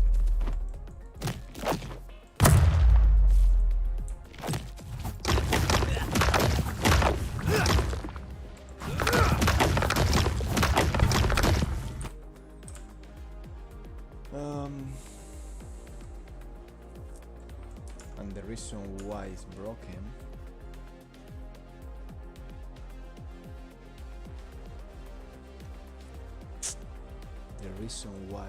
broken is a good question, but my guess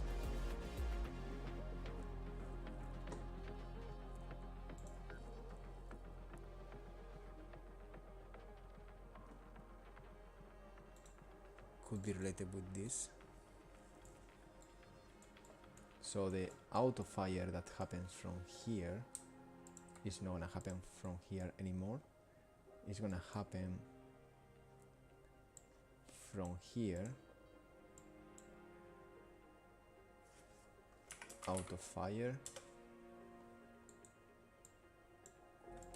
And we need to copy this also here. And now in the BIOS masher we need to say is auto fire. No, the other way around. The BIOS masher is not auto fire, but the light septum is auto fire and the normal septum is auto fire.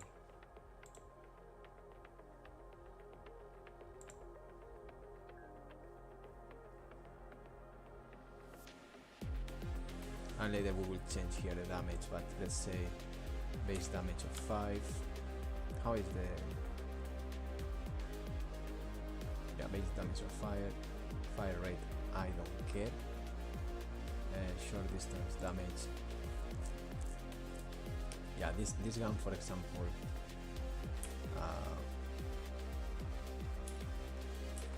it doesn't lose with distance. Spread multiplier, let's say 1, precision multiplier, shield penetration 0, energy cost is the important one. Shake multiplier, I think 2, auto fire, no. So that's for this one. Now I think it's still not working, but let's analyze why. I think it's because so we got, if we start using the second, oh, it's the other way around. If I use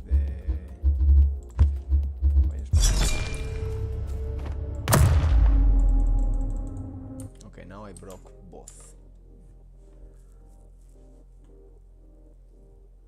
So if I take the septum and I remove the auto fire,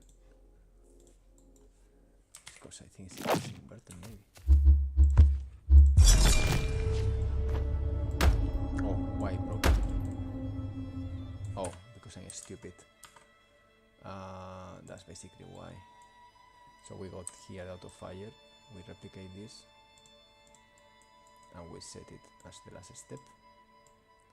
And we connect this here, because by default I guess everything is off, I see. So that's the auto fire. So now we can put the auto fire in the septum again and see if this works. Shoot.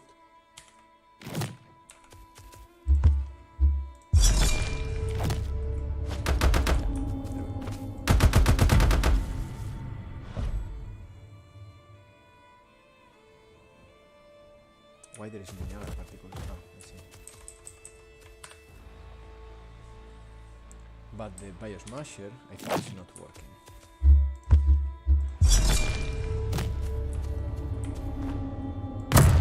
Oh, okay, it's working. But it works only one time. And I think it's...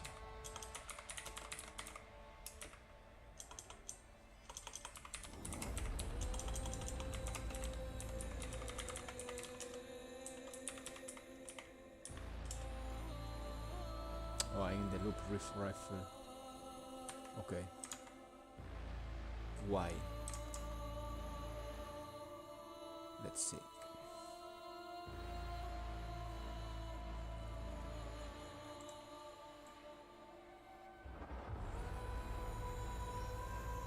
So this is if it's auto fire, then loop. If it's not,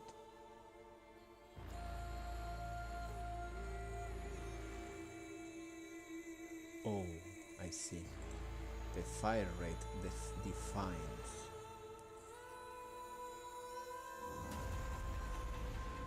The fire rate defines the time that I need to use for the gun. Correct. So this is weird though. So if I go to the biosmasher and I put here 0.5, do I still have the same problem?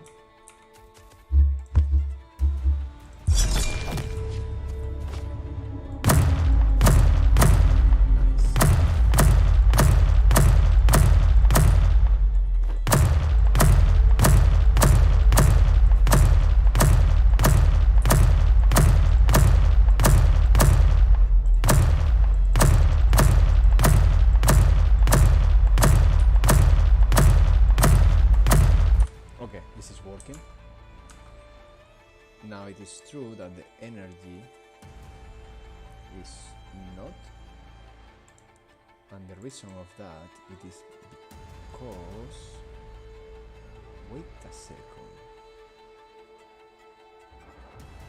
maybe it is because if this is the children of that,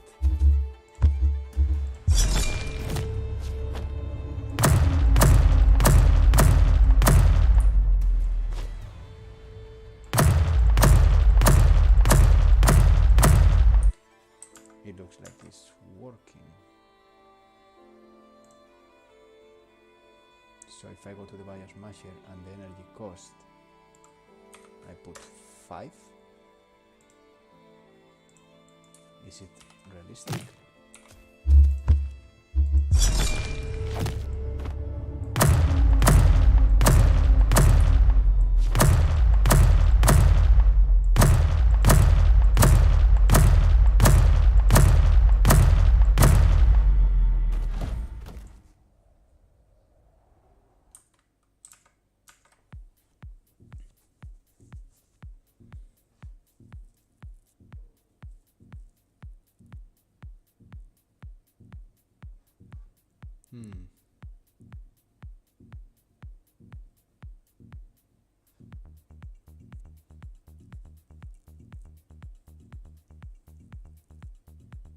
Okay, so it is working.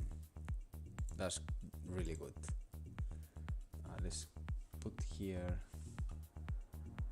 in the bias measure.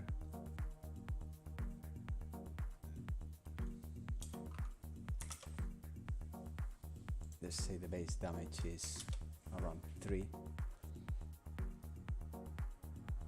Spread multiplier is okay. Shield penetration, energy cost, let's say 3.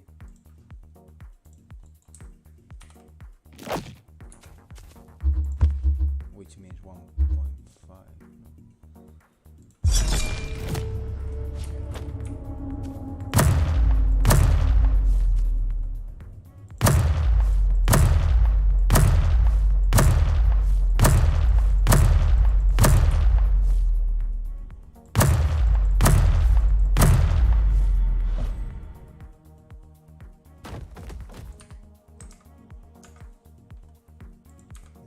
Let's say 3 here and fire rate is okay. Spread multiplier, let's reduce it. It's an aiming gun, so it should be all about that. The energy cost, it should be 4, and the shake is okay.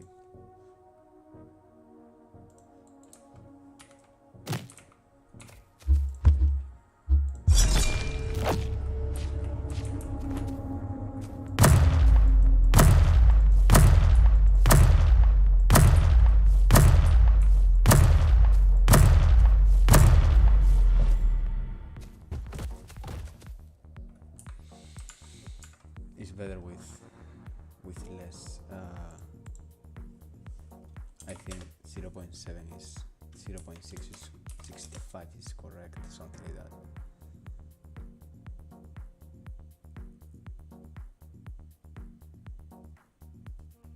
Here I'm gonna end up putting a curve, I believe, because I can draw better the damage by distance depending on the gun. The spread multiplier is okay. Precision, energy cost is okay. Shake multiplier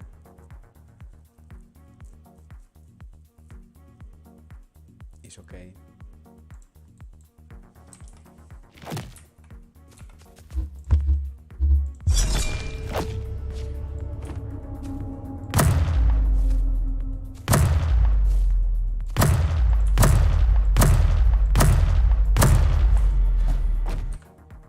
Question is if I can kill with a headshot or not with this gun. That's the entire point.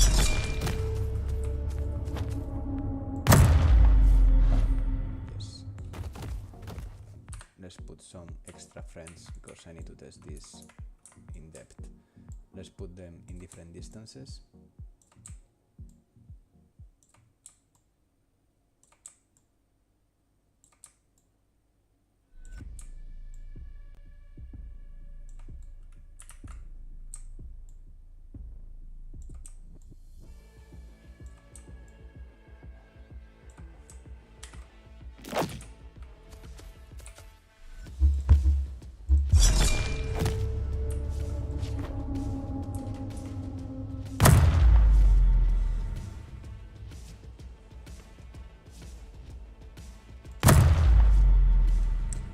but that's maybe too much.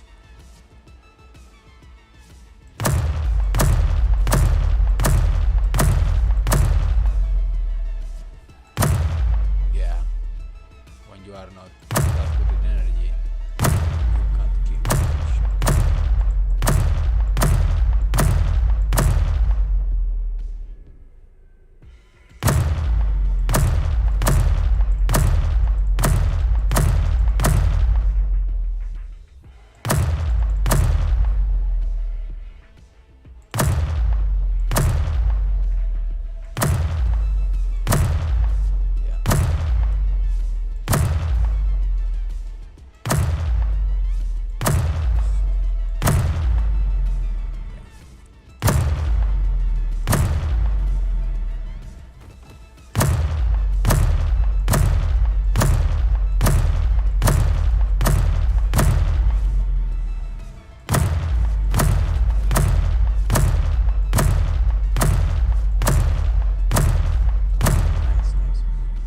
Shots from distance is not that simple, so I'm gonna reduce a bit the long distance multiplier, just a bit, meaning that in the light septum here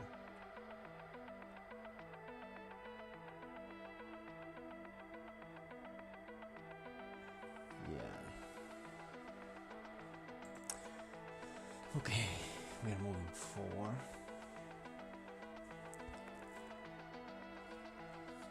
Now the mitral.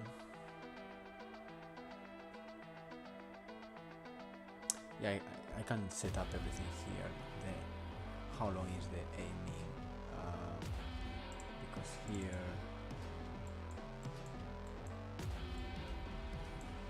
it's a shame that I don't get.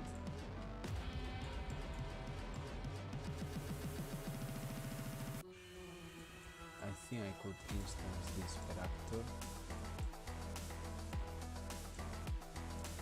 I hope it's safe.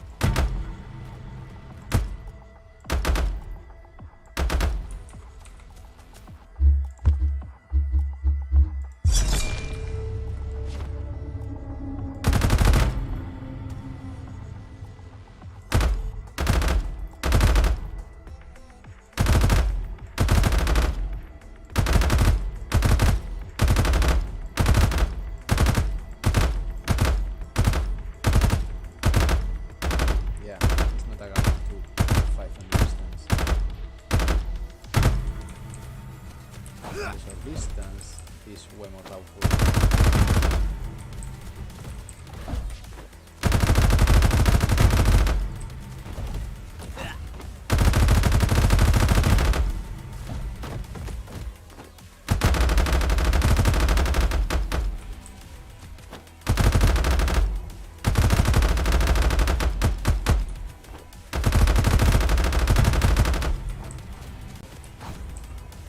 Also interesting to get.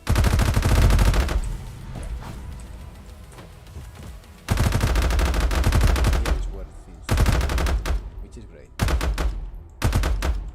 It's not a full distance.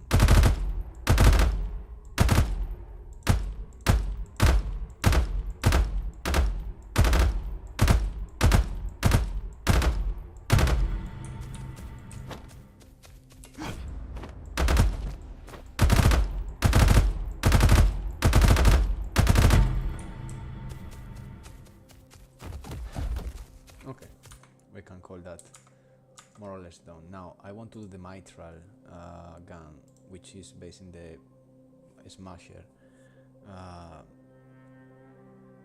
but it's very old. So I'm gonna do a copy paste of the bio smasher, but I want to do something here. yeah, that was what I wanted to do. What I want to do is to the first time this is called,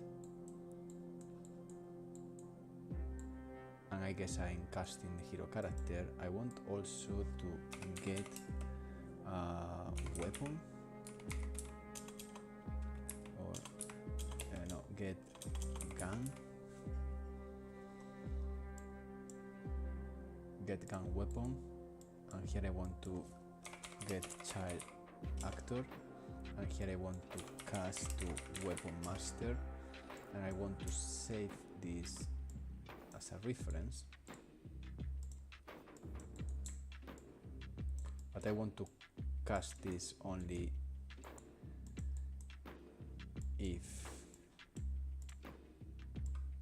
a validate get. So if it's not valid, do this. If it's valid, just go directly. So we optimize that a bit. And now that we got this as a reference, here I want to set a new zoom.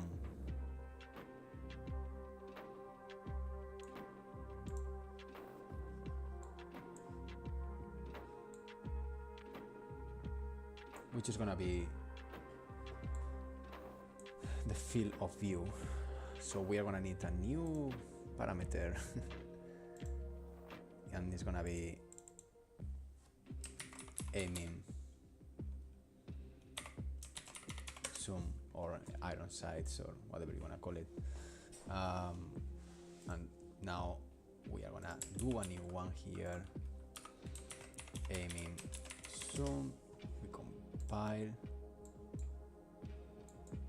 we set this, we're gonna put it here just to don't use all the space, and we are gonna connect this here. So now if we go to the range aiming, now we can get aiming zoom.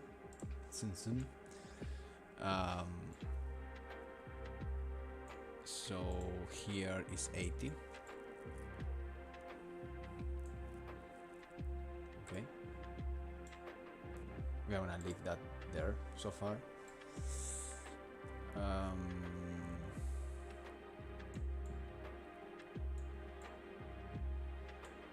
Because I guess here I did something different, 63. So the aiming zoom here is 63. In the septum is 80. We are gonna put the light septum as 80 as well. And in the mitral we can put 50 or so, but we see first if this works. I'm gonna exaggerate, for example, Biosmasher. I'm gonna put in the Biosmasher 30, 40 as an experiment to see if this is working or not.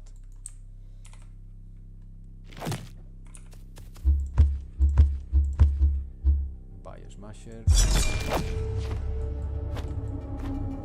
is working.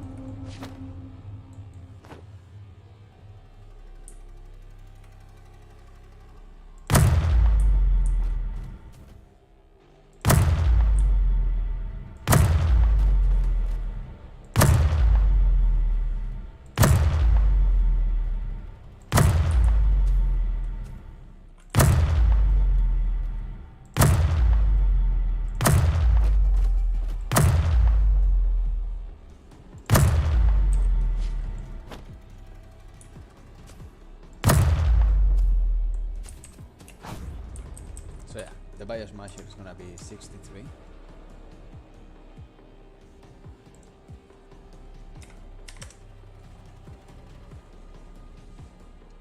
But also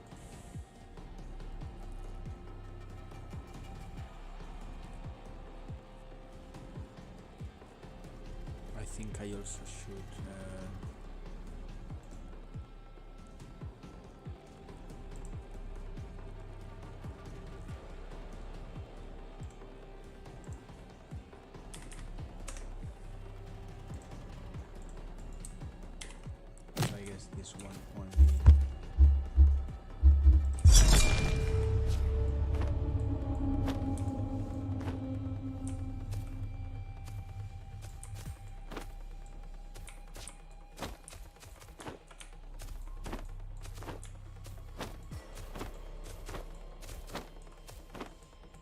This one changes.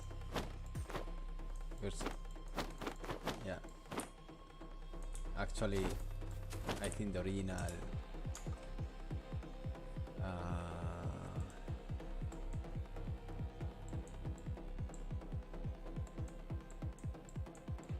The original field of view is 85.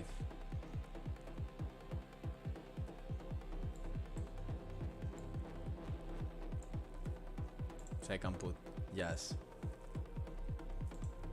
85 for the light symptom.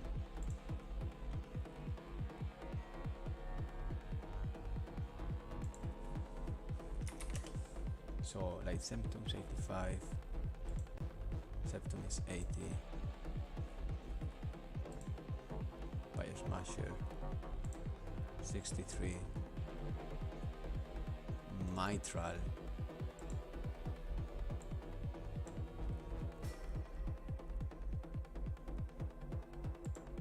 I don't need this.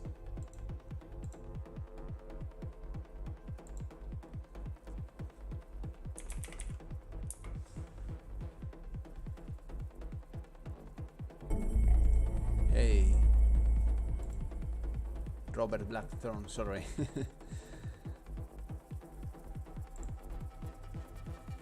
I didn't see the message, and thank you for subscribing.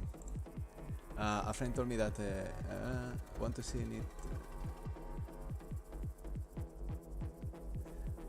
a neat trick I learned the other day. Put your road editor on the right side of that window. A friend told me that, and that isn't how I deal with data tables. Want to see this? What is the trick? What is the magic?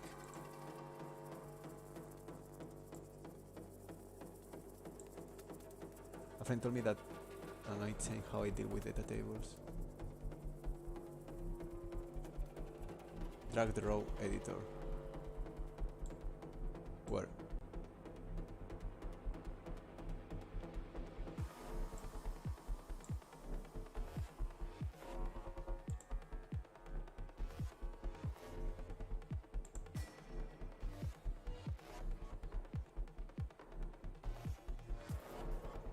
The one inside. I'm getting confused. You mean? You mean like this, or?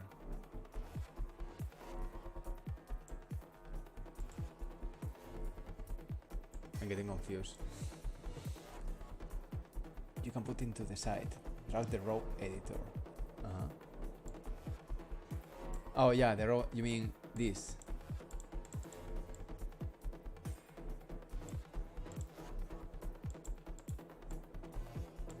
You mean that? Oh, this. Sorry. To make it cleaner like this. Oh yeah. Yeah, it's way cleaner indeed. Yeah, it's way easier, right? Yeah, you know, in Unreal 5.1, yeah, it's pretty cool. In Unreal Engine 5.1, we are gonna have a new row editor, and also to bring data tables that they depending on Excel and things like that. I think I saw that Unreal 5. It's fucking one of the things data.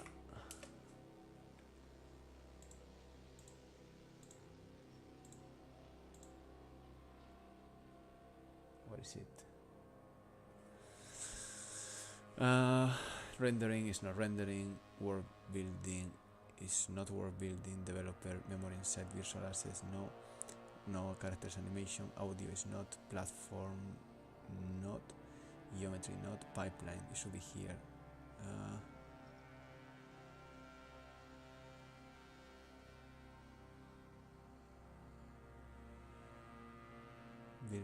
Production, replication, gameplay, it should be here. Yeah.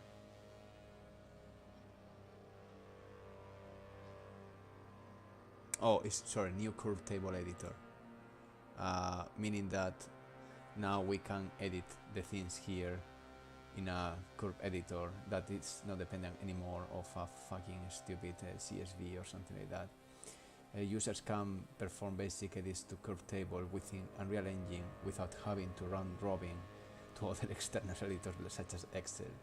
Rich curves are now supported. Simple curves can be edited by using the table. This is really great for gameability system that sometimes the curves just jump in a step fashion, which is very annoying.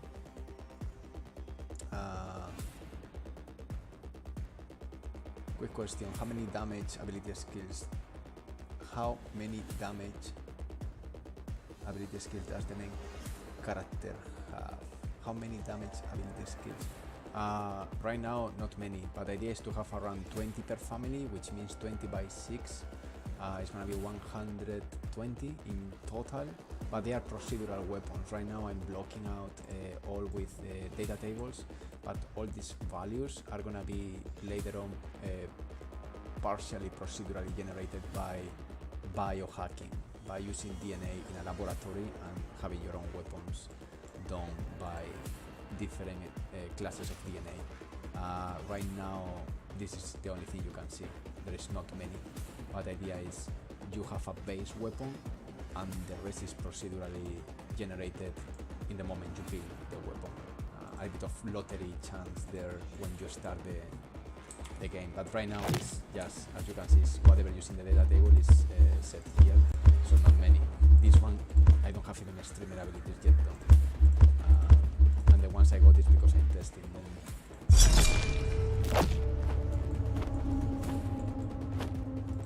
Yeah, this one for example is not yet working, so let's make the mitral to work again.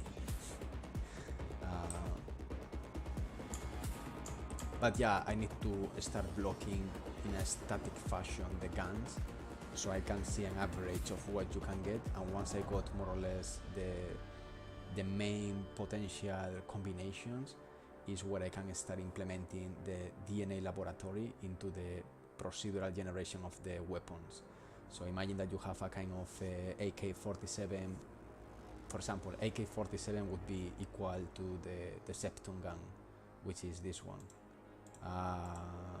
Septum. Rifle, it could be more related with a Biosmasher. Sniper is mitral. So these are more or less the main potential guns, but we got also like rocket launchers, we got grenade launchers, we got obviously shotguns, and we got also short guns for short distance guns, like it's similar to a pistol somehow. So once we cover all the potentials base range weapons, then we can start defining all these little parameters that also are gonna define the geometry and the shaders of your procedurally generated guns in different skeletal meshes pieces or static meshes pieces.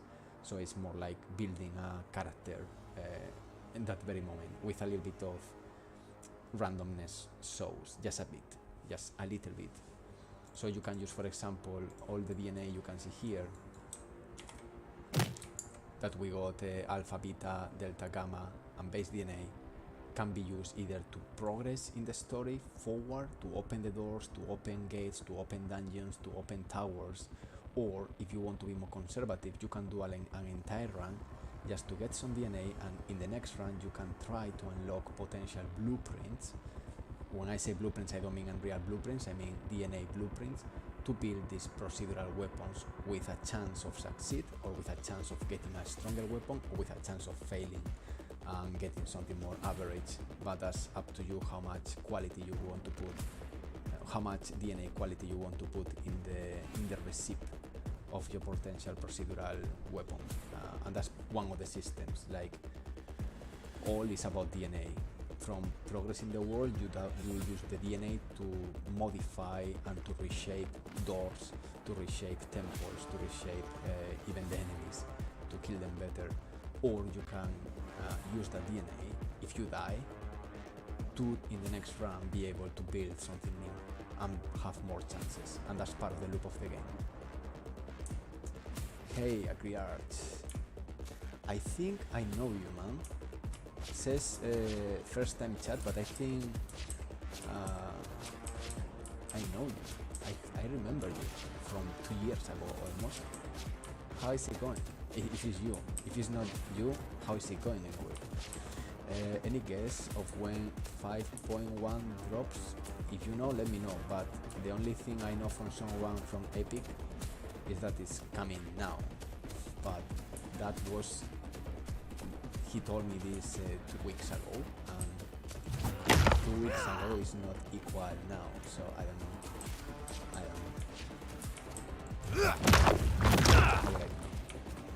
Okay, so let's build then the mitral, which is more like a sniper. So the mitral, yeah, this is okay. Let's put 40, 35, I don't care. Shake multiplier, let's say 3. Energy cost, let's say 10. Shield penetration, I don't care. Then base damage, this is the cool one. Base damage 5. This is like constant, almost not losing damage at all by distance. This is incorrect. Short 1, 0.9 here. Spread multiplier, I'm gonna make this. Yeah, I mean, doesn't matter because it's not out of fire. Let's put 1. Energy cost 10, shake multiplier 3, auto fire off. So secondary ability is I don't care, to be honest. I'm gonna put the bio sniper, but it doesn't matter. Could be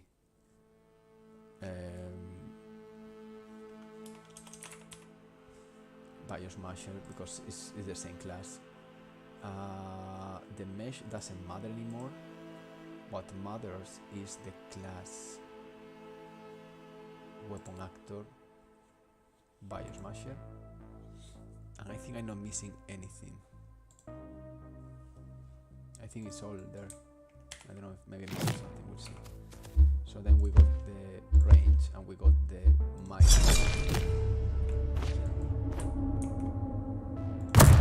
Yeah. Still not that powerful.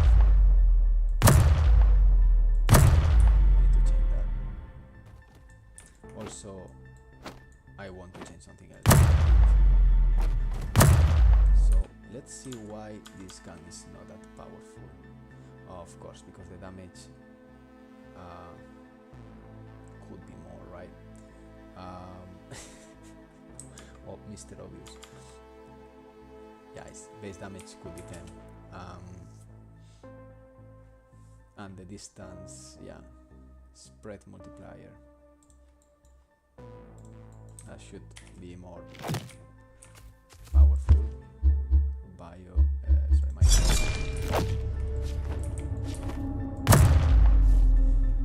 yeah, it's because the energy is low.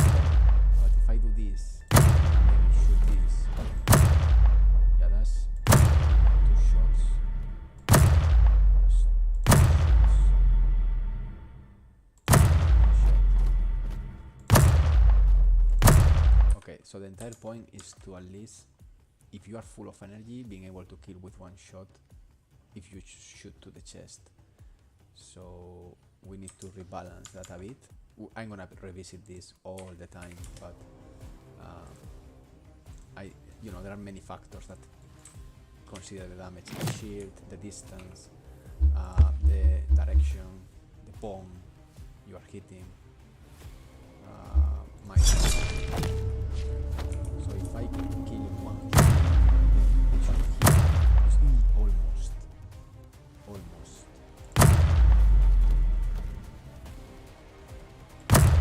But if I seal of energy, no.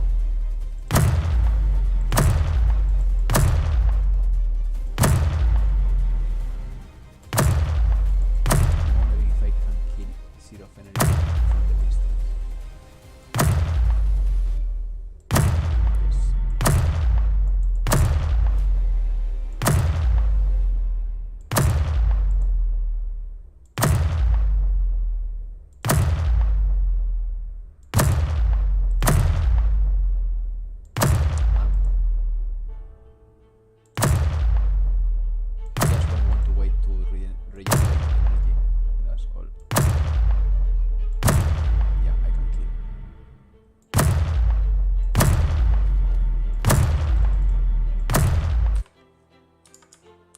So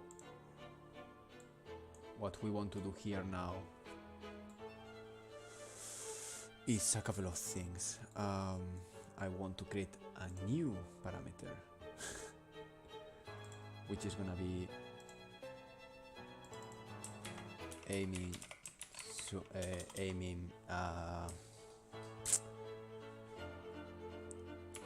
camera distance.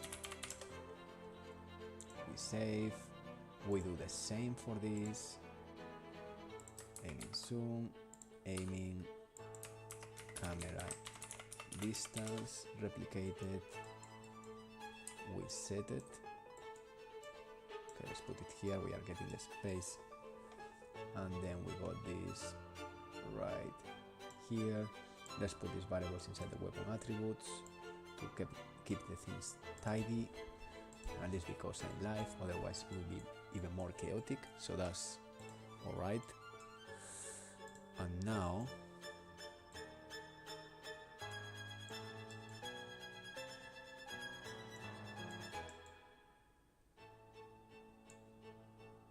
okay,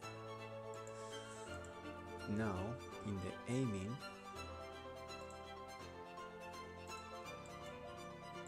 I can get from the weapon master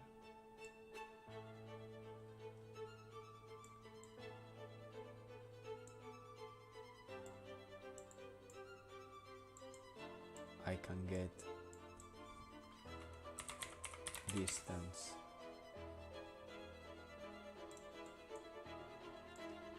and here I have 100,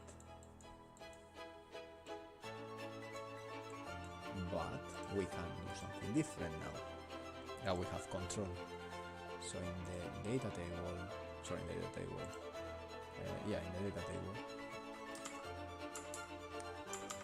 here I can say for mitral can be just there.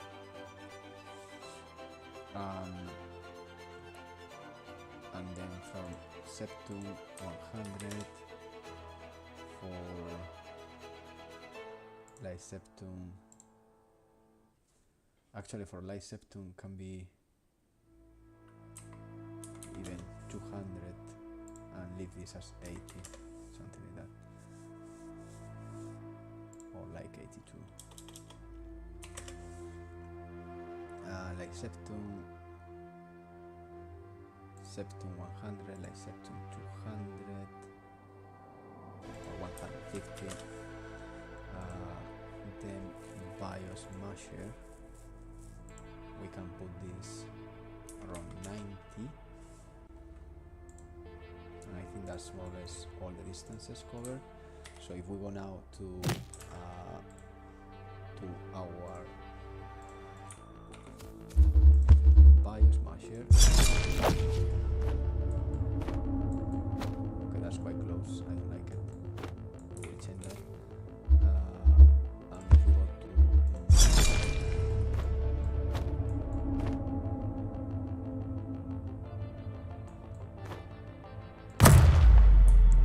mitral, we can just even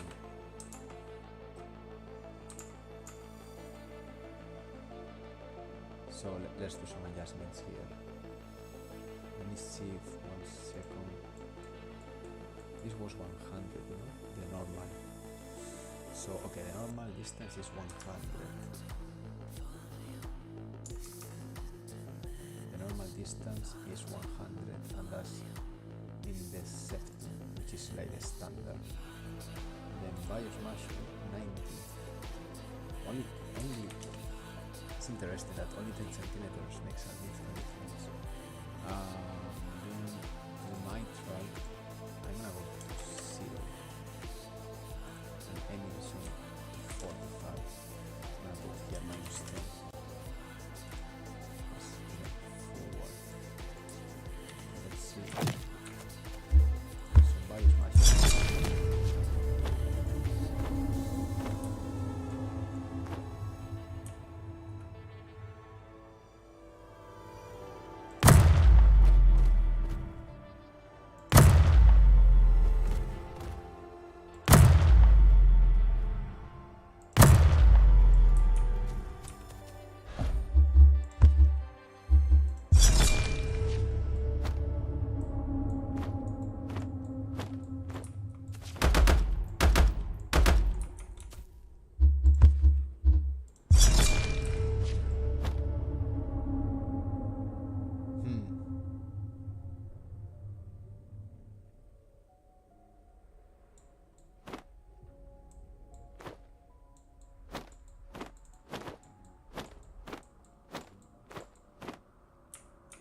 see the tip of the gun there.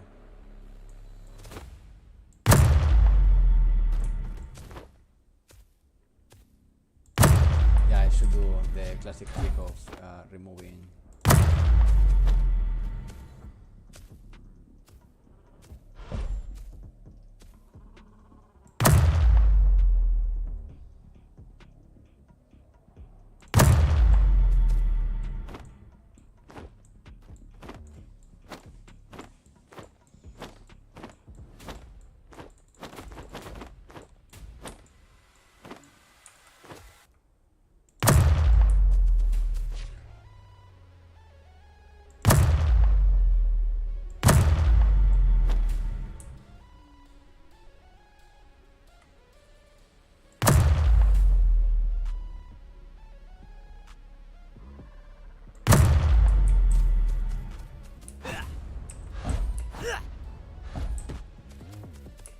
And then the light septum.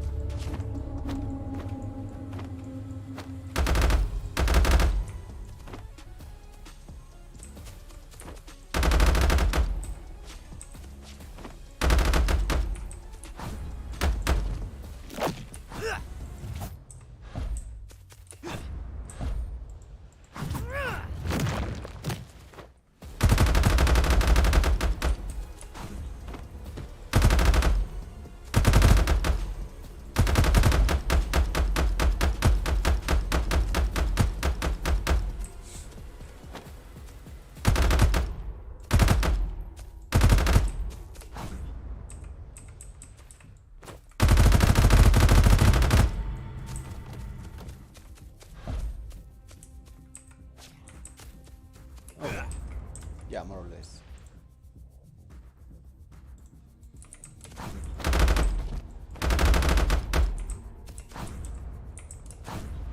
The last thing I want to do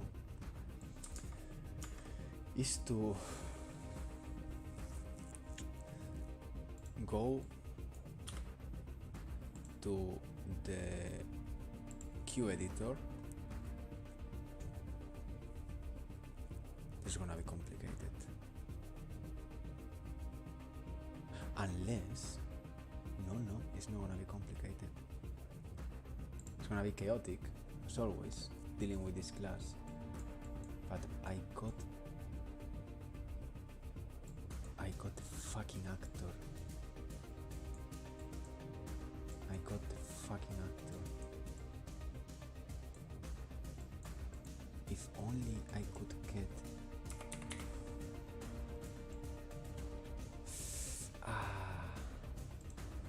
casting here, man. Fuck. It's gonna be expensive.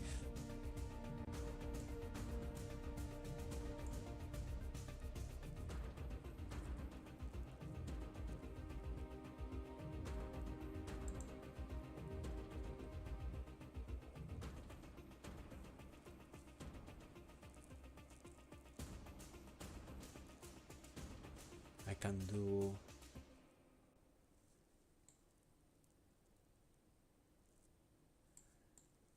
let me see.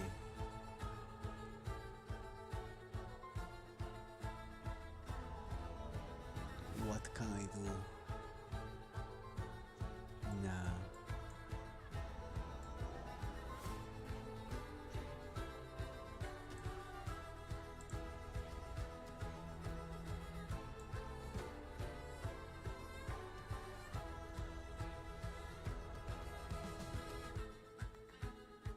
No comments. How do you even remember this? Working every single fucking day in 2 years. This kind of no commenting is because I'm the solo dev on the blueprint side, and this also means that if I stop 3 weeks without checking this, I will forget it. So it's a way of boycotting by itself, and this is not the worst one. The worst one again is this one. This is the good one. I remember.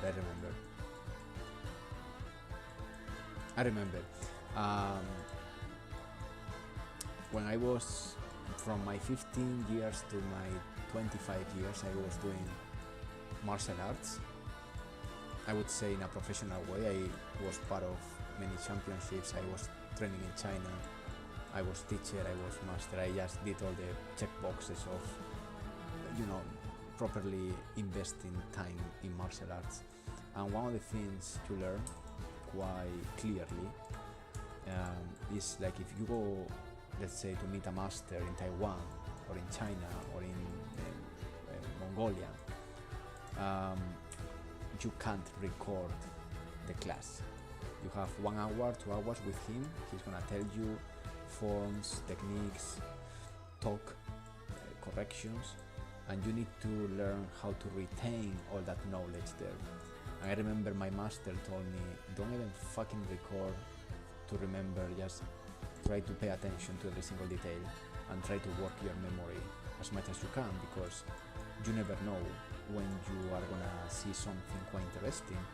And the thing is, when you go to these kind of master classes in the other part of the world, you want to bring that knowledge to your country or to your class and use it.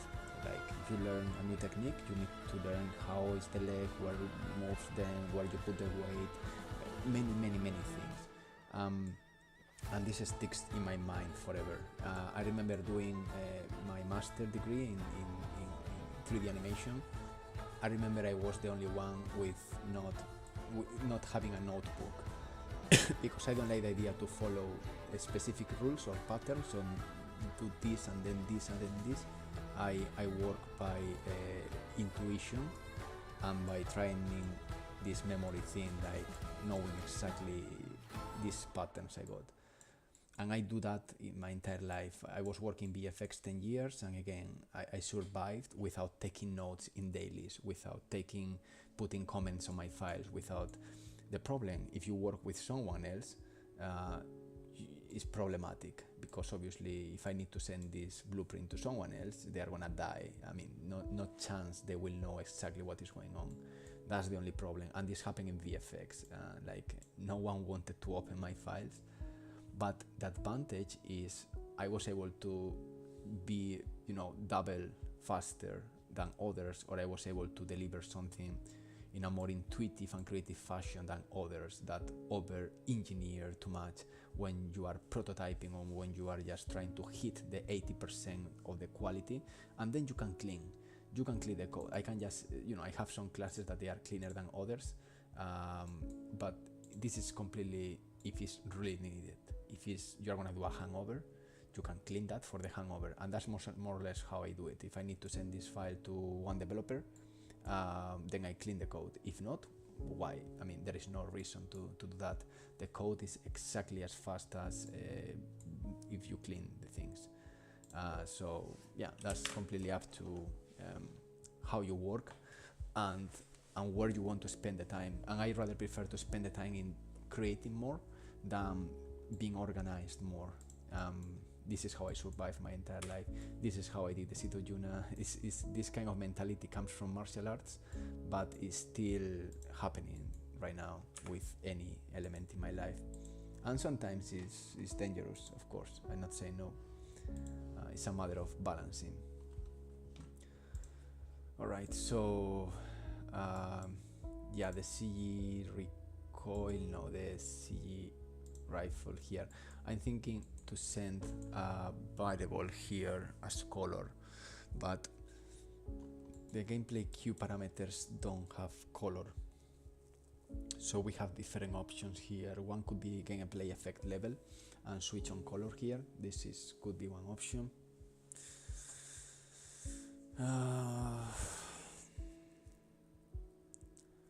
Or I could use the location and normal. That's also quite fucking interesting. Quite top. That's actually top. Using the location as a color is great. I like that idea a bit, not a lot, but a bit. So if I go to the range fire, when I execute the queue, this is empty. So here, for example, Yeah, I have backups. I do more or less one weekly with the entire project. I have also perforce, but also I save like doing basically this. That's it. And also when I have a crash, a big crash that you sometimes you lose, I don't know, 3 hours of work, 4 hours, 1 day of work. Even if you get really angry, like fuck, I lost this, the second time you revisit something, it's always better. Always. I lost a big portion of the project in February, and the second time I rebuilt it, it was way better, way cleaner, way more interesting. So sometimes crashes bring good news, even if it's frustrating, but it's a kind of learning process as well. Okay, so let's try this idea. Let's say purple. It's a purple color. So what I want to do now is in the Q rifle here. Yes. Set Niagara variable linear color. This linear color always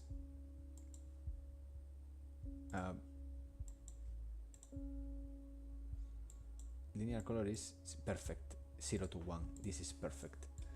So what we are gonna do is to bring some extra space here, because we are gonna set a new Niagara variable from here, and here we can make a color from vector, maybe. That's amazing. To linear color. Awesome. This is a massive hack that is gonna work. This is fucking crazy. Okay, so the location makes this, and this is gonna be called color. So now if I go to this template of the bullet,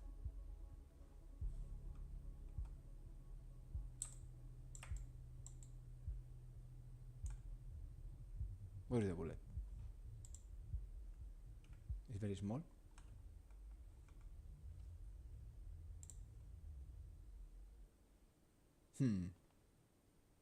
We need to do a little change here.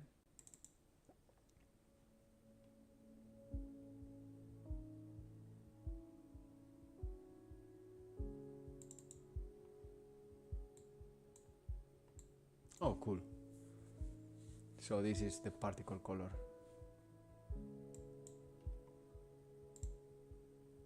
Okay, let's make this white. Yo, my game is up on Steam. Congratulations, man. It's moment to celebrate. Okay, so this is the particle color multiplying the light.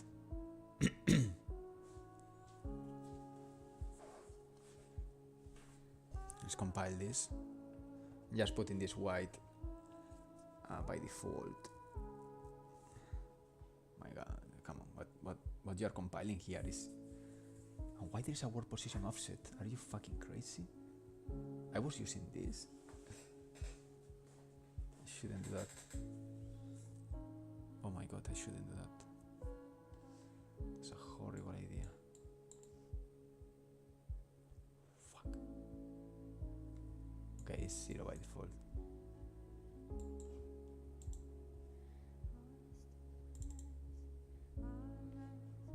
Okay.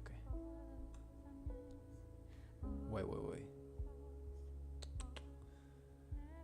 No. Let's put this white. Okay. Now here in the bullet, I hope. Okay, let's see what the hell we are doing.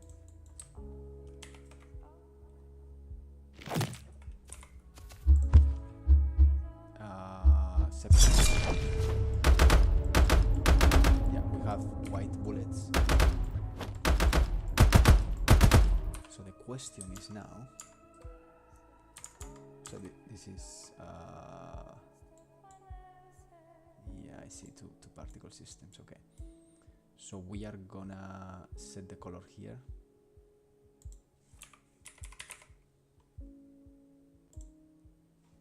So if we put this here, I should have blue bullets, I hope.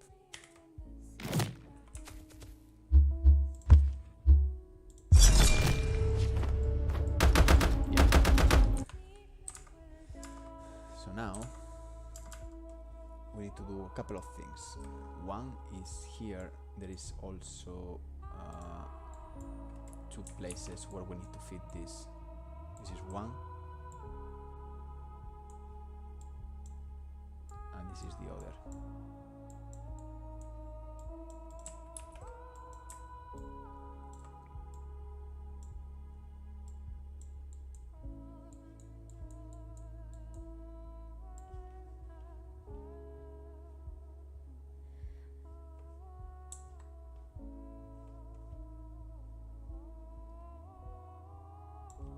Color. So now, if we go to here, we are gonna make a new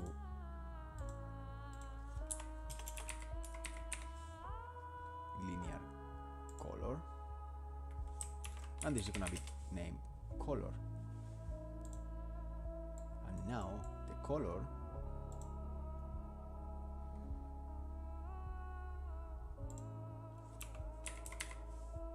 is gonna be color. Alright, so now maybe we have purple bullets if I'm sending the data properly.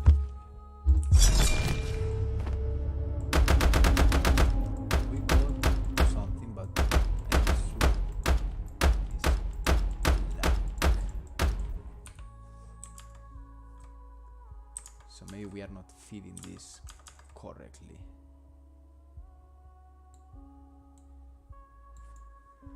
We are gonna put a default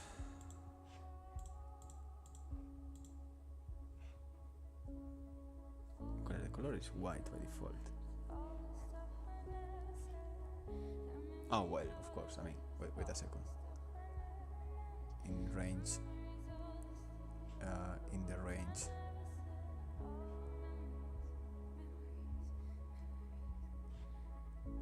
Fire.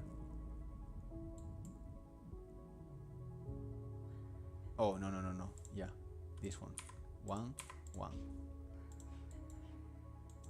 Let's see.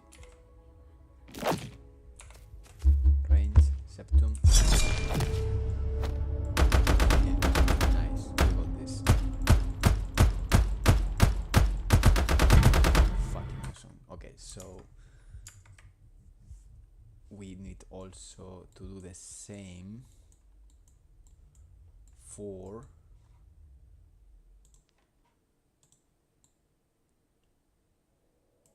the muzzle flash.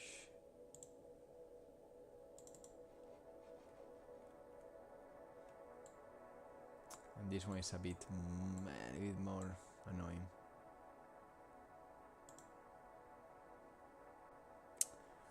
This is more annoying. Ugh, disgusting.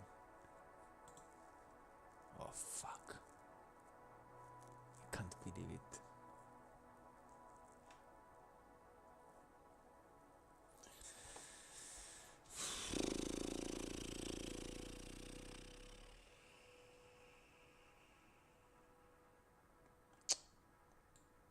I hate this.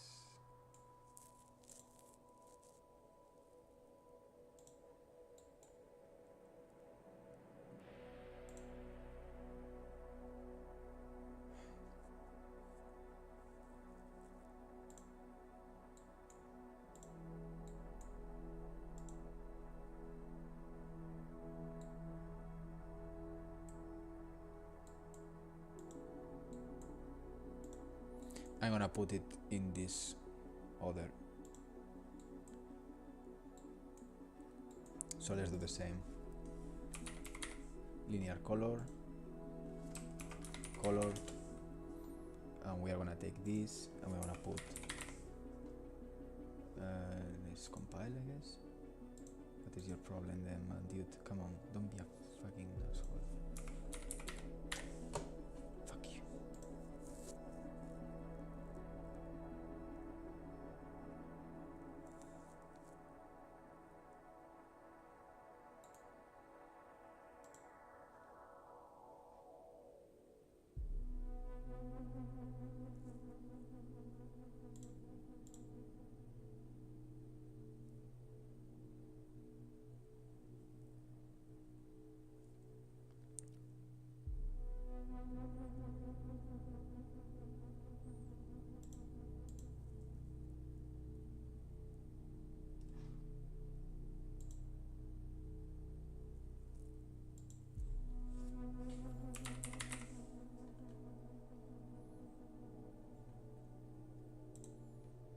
Let's do it like this.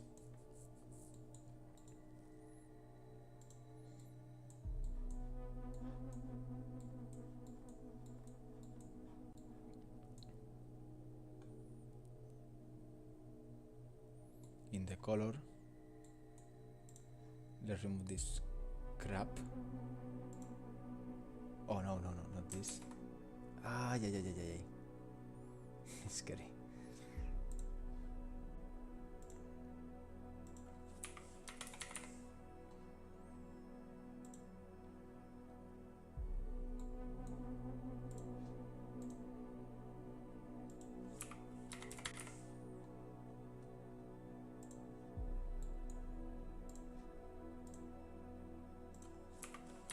We are feeding the color basically from the data of the can to the particle system.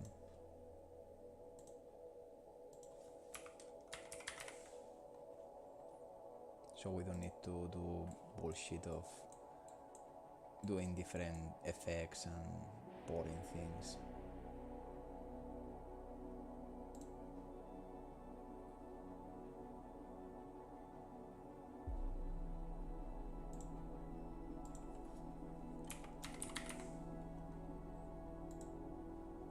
Oh, no.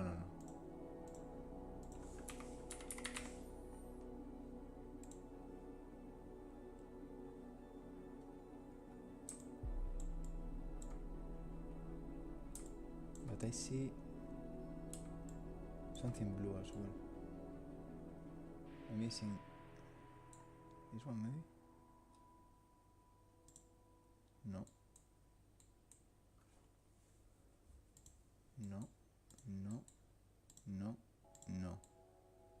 So what the hell? I guess there is a scale color here. Yeah, of course. I didn't expect less.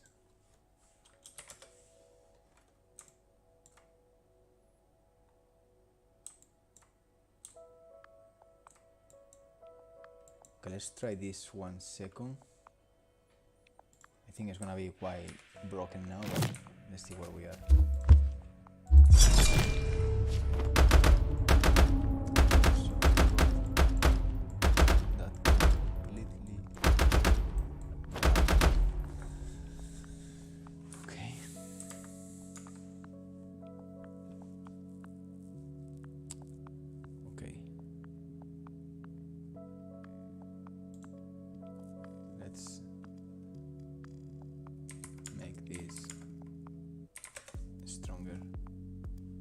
That's the one that is broken.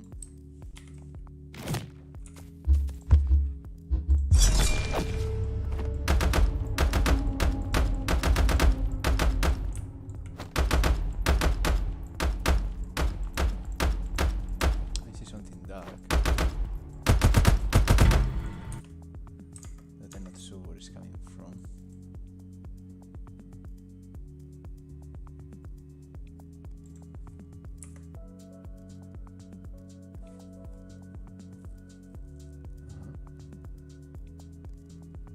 If I remove this, is the one that is creating the black thing. Let's see.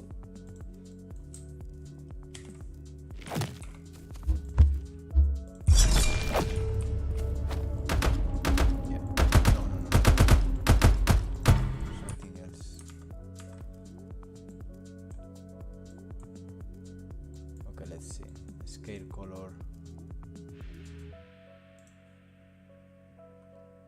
put everything 2, 2, 2. Which game is my favorite? I have a bunch of favorite classics. To me, Shenmue, it was quite relevant in my life. It was one of the reasons why I loved martial arts. I loved the world and open world, and that was like insanely beautiful. That's for sure. Tomb Raider 1.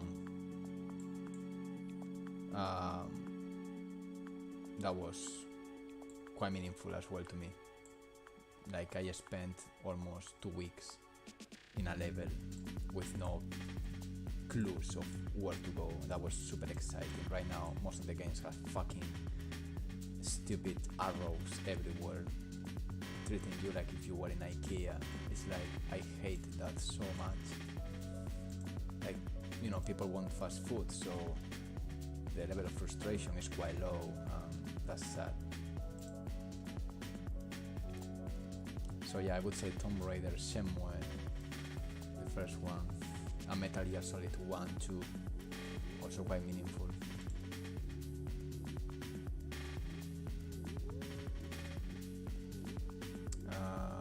Color.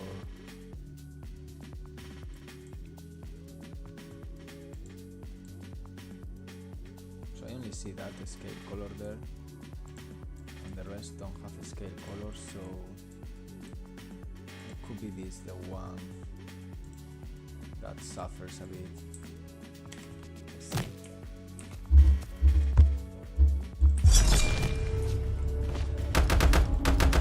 Yeah, now we don't have stupid. Okay, so now that this works, what I can do is I'm gonna put here 10. Oh, I see.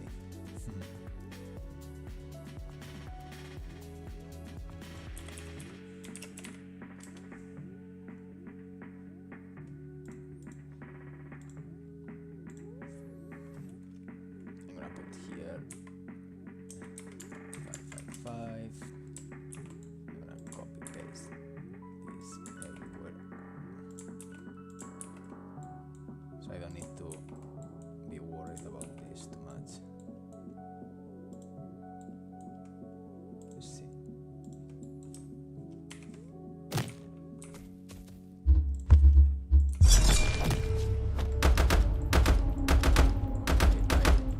I broke it again. Could be because many things. Let's start to remove the scale color.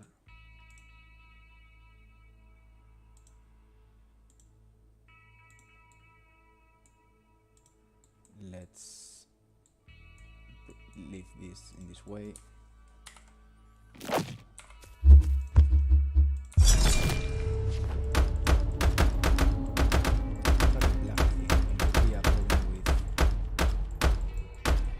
Could be a problem.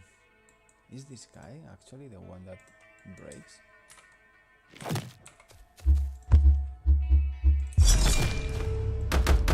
Oh man, I broke this one again.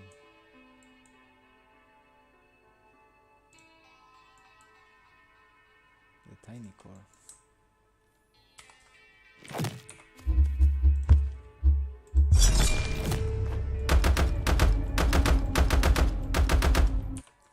Okay, so can I multiply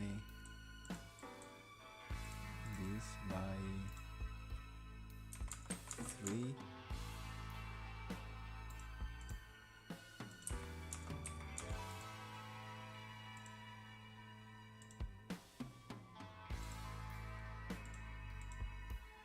I hope. Oh, sorry, I can put this lower. Yeah, my bad. Maybe, yeah, the microphone. Sorry, I think I screwed it again with the sound settings.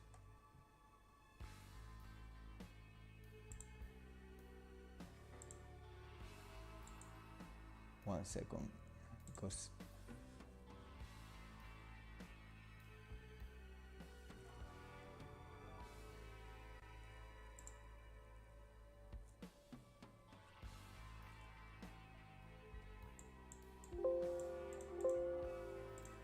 I'm trying to fix the microphone. I think it's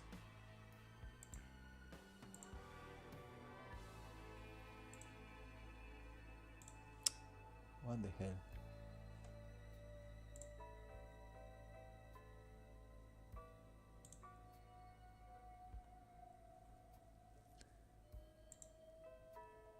There we go. Now it should be better. I don't know why sometimes it's broken.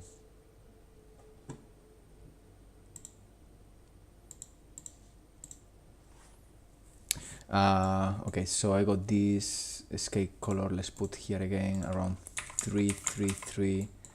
Scale color here 333, which is 3 by the original color. So septum. Oh, it doesn't multiply. Why then is it scaling? Okay, fuck this shit then. Okay, we need to do it from the original color. Okay. Multiply linear color. Linear color, color. Okay. Let's make a float here.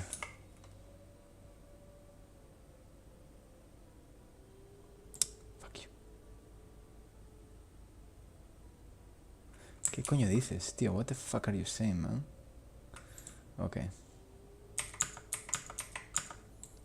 Let's do this only one, the only one, this one. If that works, we copy that and we paste that all over the rest.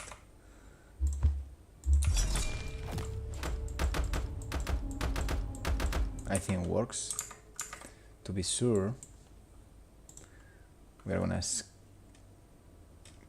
scale this by a lot. We are almost there.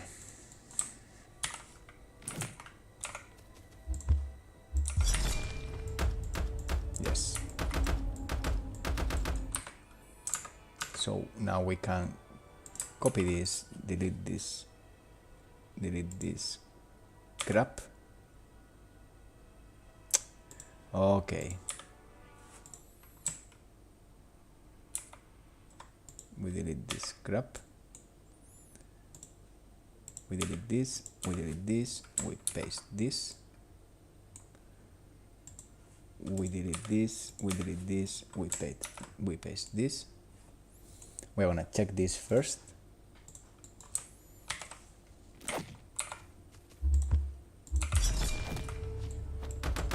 Correct. Now we need this one to work because it was not working nicely. So I'm gonna delete this.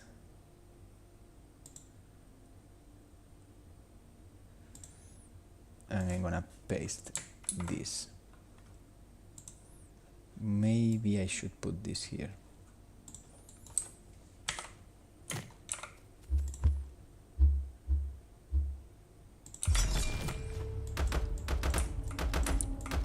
Correct.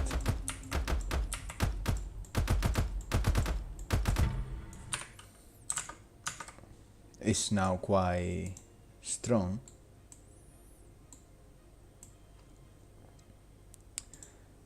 But also we need here to scale this one a bit more.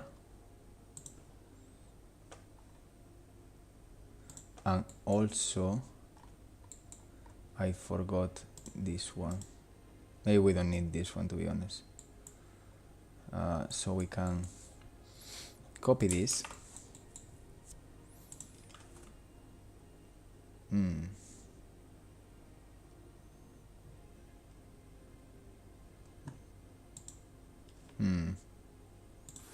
Let's see. No. Yeah, this is black, and I think we really don't need that.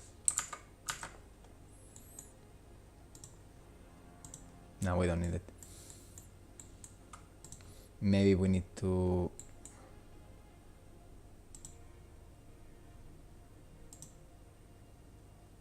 What?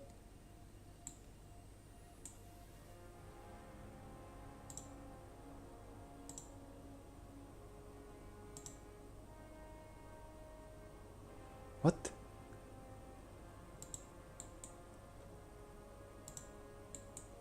Wait a second. Oh, fuck. I was scared. What the fuck? Okay. So maybe this can be more like 10, 10, 10. Can I edit all at the same time? Ah! Fuck you. It's the same. Holy fucking shit.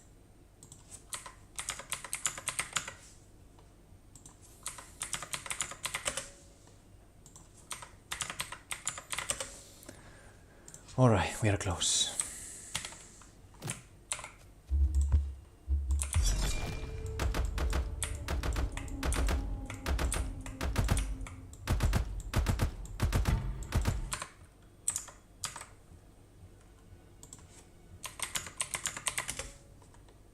Just in the right spot.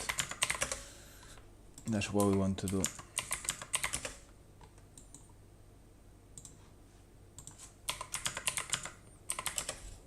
Oh, fuck.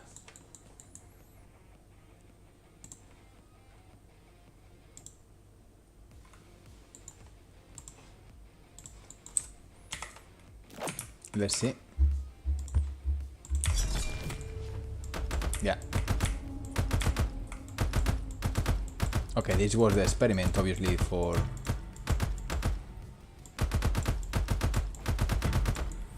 Okay, but now the trick, the beauty of this is I can control anything from a new variable, which is gonna be linear color.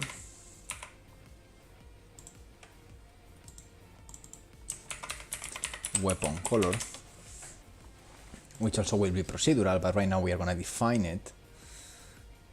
And if we go to our data table that I lost, here. Now we can say, well, first let's go first to set up the things properly. I can go to the master, and here we need to create a new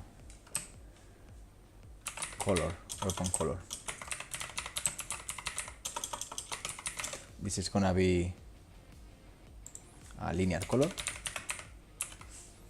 It's gonna be replicated, and it's gonna be in weapon attributes. Now this can be set here, like so.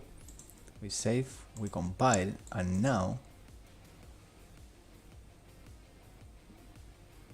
yes, now from the range fire, I can get my weapon master and here I'm gonna set the weapon color as a location. So now to test if this works, I'm gonna go to the, I don't care, septum, and put this yellow, and let's see if that works with septum.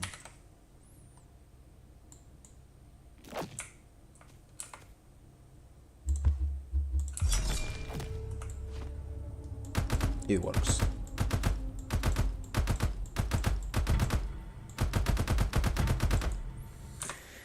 Hey Alvaro, I was thinking, hello Abdul, of designing a plugin that animates sections of the character based on IK, so the actor's pose reflects correct muscle contraction and flex realistic character movement and stance. That sounds great. Just keep in mind that in the next iteration of Unreal, they will have a lot of updates for the animation side, including mesh deformers for muscles deformations, which is deformer graph editing, easier graph creating, editing, aligning UX face to with modify deformer properties via control rig. That deformers enable users to create complex shapes and behavior on skeletal meshes such as muscles, exaggerated cartoony characters, and skill sliding. I think this is going to be really powerful. We'll see how it behaves, because you can use control rig to do these crazy deformations, and that's, I think I'm going to jump into this once it's out. Just doing my control rig with different springs to do muscles, and like really, really cool. Important, it's important. Well, whatever. And also procedural control recreation. They are gonna do a new motion matching framework, way better than the one we got now, and it's gonna be quite artist-centric workflow for using motion matching. This is I'm gonna jump, and CRETE is gonna jump into this straight away. Post warping, I think we got it already, but yeah, they are just, the problem this needs to be compatible with the gameability system.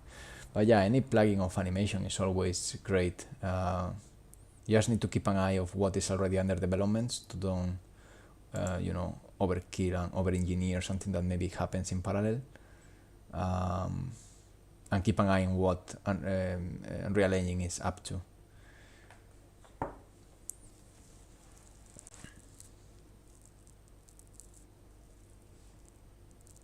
But yeah, it sounds a good idea. I'm always checking anything related with animation and control rig. Sadly, I don't have all the time to do that, but yeah, I think it's good. So now the question is, if I go to the BIOS masher,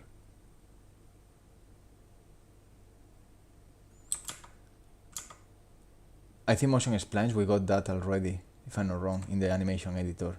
You mean at runtime, or?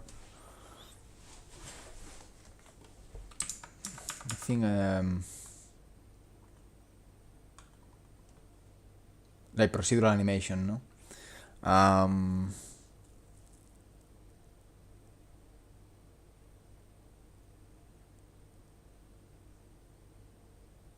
think we got something already, but I didn't have time to test.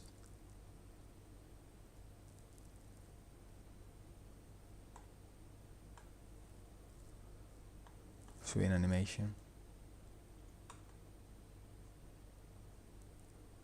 Procedural refining workflows for animating authoring. In addition, often blending several highly requested features as constraints. This really focuses on animator workflows. Constraints in sequencer, position, rotation, scale, parent looked at. Sequencer quality of life, including easy ways to work with multiple controllers and control, better controls for selection and camera manipulation, improved key and curve visibility in the curve editor, blah blah blah.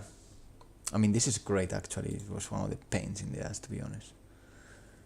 Debugging and post warping. Yeah. Many cool things, 5.1, really. Many fucking cool shit.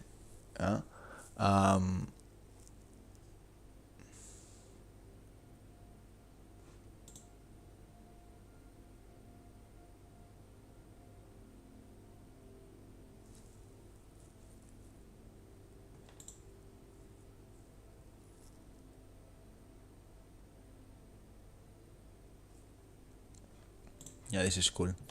We'll have now air pressure. Very needed. At least I need it a lot. It's cool. So let's do the final test.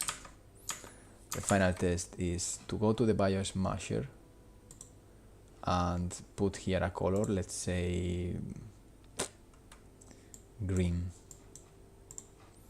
And let's see if the data goes through or not. I have my doubts, but no. And we have a massive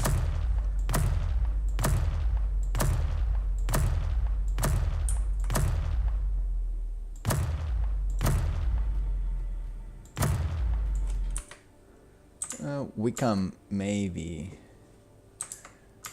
call me crazy. I think this guy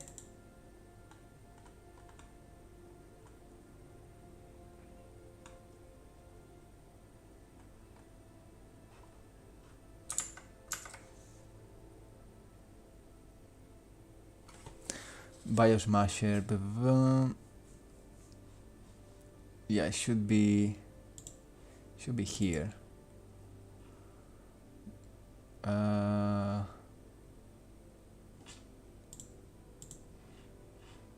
What? Oh no, this is aiming. No, I need this. There we go. Okay, what if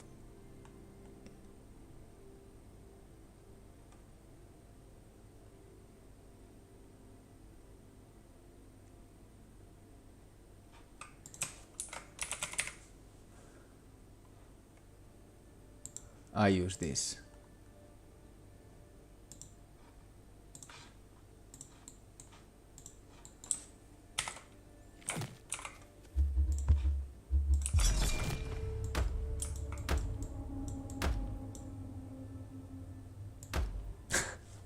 Okay, I see. Okay.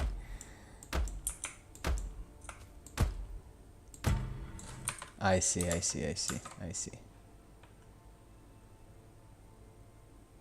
I see. Okay. Correct.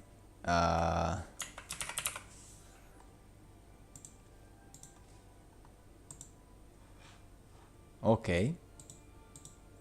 I understand that. I respect that. I just don't like that. So let's go here.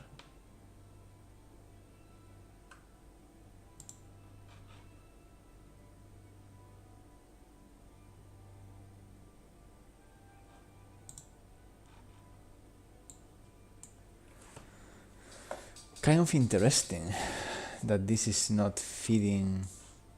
It's not the first time this happens. It is not the first time this happens, that this foreign class is not feeding the child's. And it's annoying. It's annoying.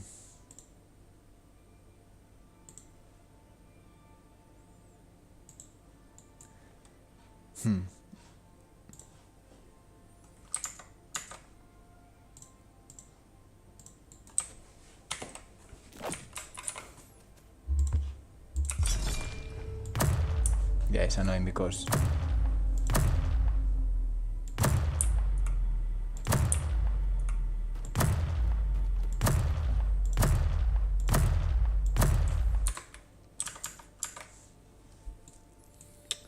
it's annoying because this is the parent of this, but it's not feeding properly. It's like I need to recreate the blueprint somehow. No, that's stupid. That's stupid. So what if I go here? I'm gonna put a breakdown.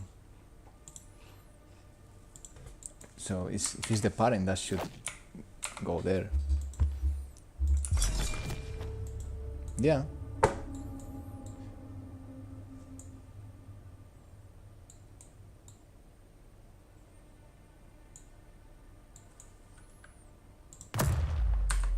Okay, so that works there. And then if I go to the range Biosmasher,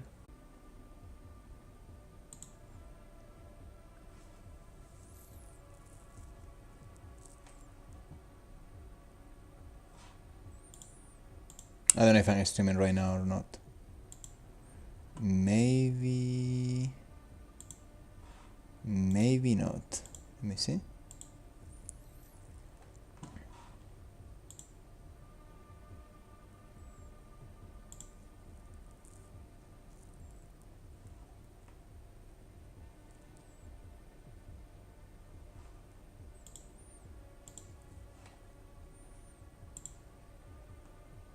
Okay, I don't know, something exploded. Oh, but wait.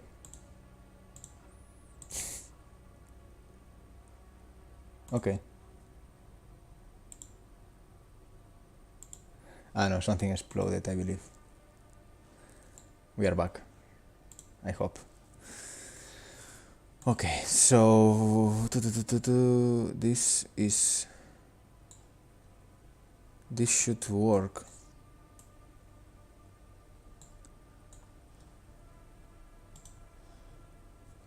But it's not feeding, man. It's so stupidly annoying.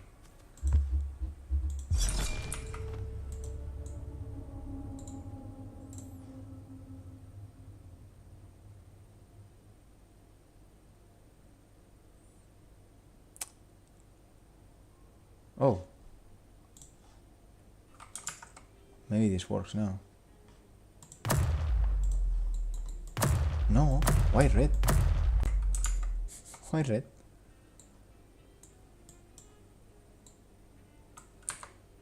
Unless... Ah. Wait a second.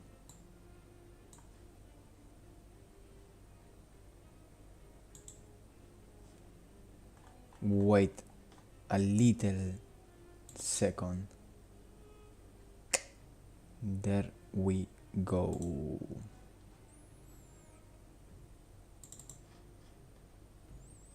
Ah, my friend. There we go.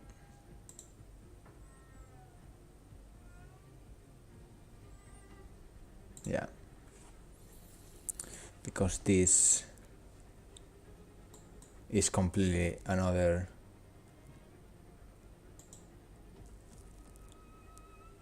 alrighty. Let's make a new variable color. Let's put here color. Let's multiply. Of course I need to repeat this. I didn't expect less. And let's call this 777. If we are happy with this,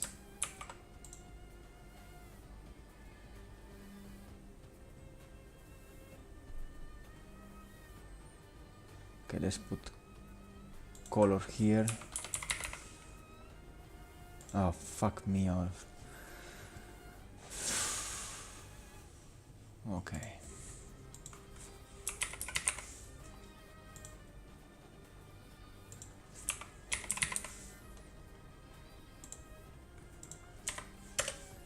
Okay, that's the beam.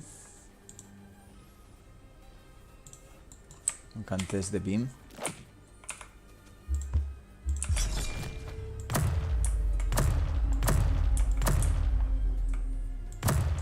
And now we need the muzzle flash,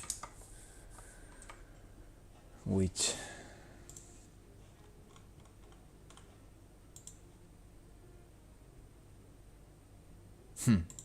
okay. Come on, I can put the other. What is the... That's stupid. No.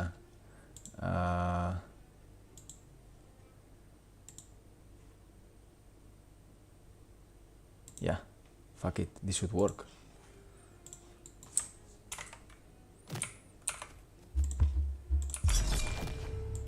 Yeah.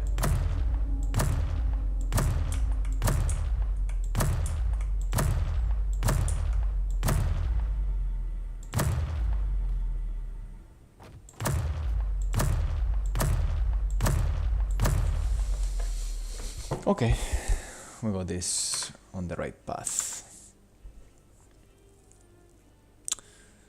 Now what I want to do is to clean the things and play. So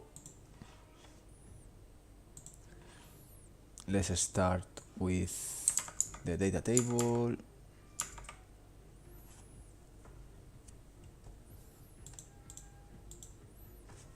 Bio sort.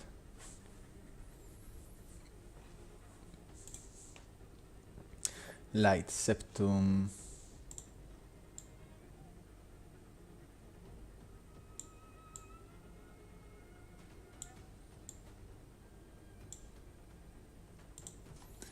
And septum.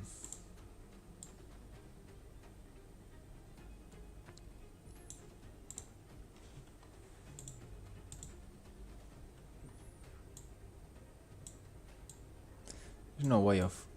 Oh, yeah.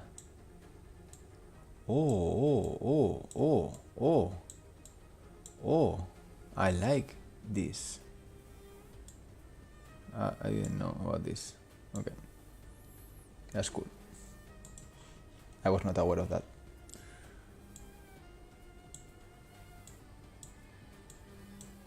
Okay.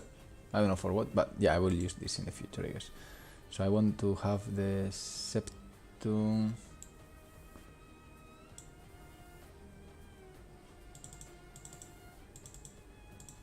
Yeah, I can put here even, I guess, the things a bit different. Okay, so septum.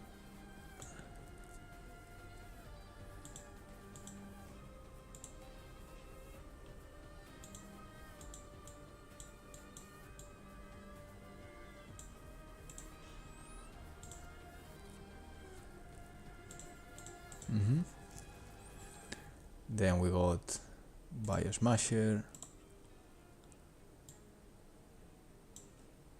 It's more in this direction.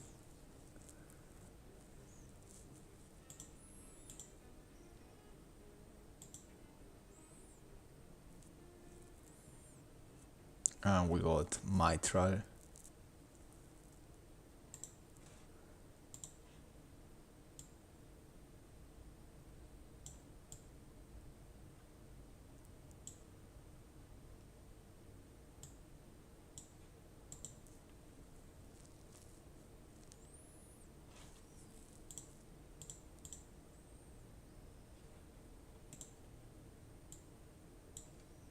Okay.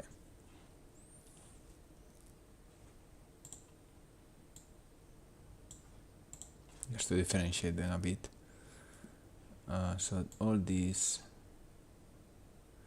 less septum, Biosmasher, Mitral. Then I'm wondering if I put the knife here, this order is the one that is gonna be rendered on the blueprint.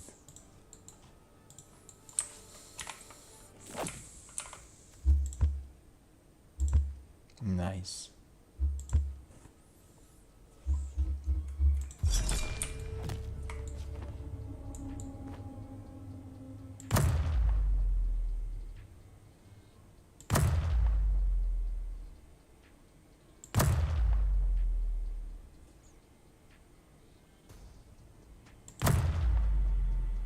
Okay, I noticed something.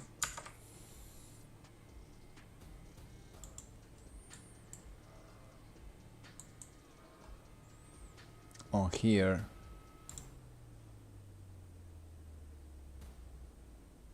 I think I need to scale this by a lot.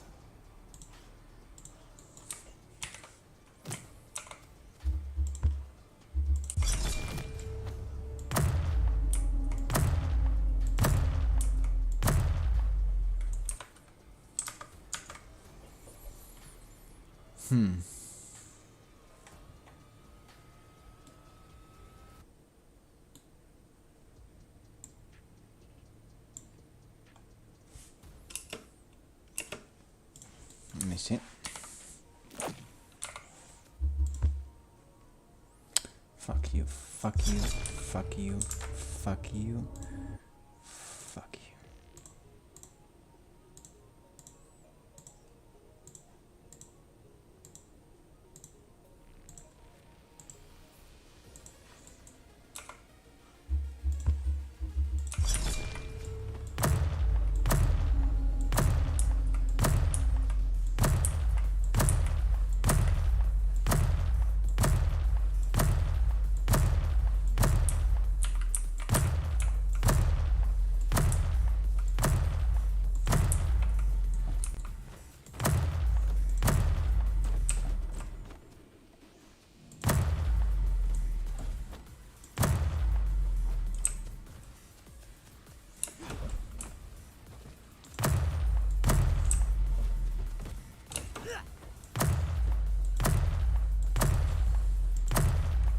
Yeah, there's like some tiny particles there.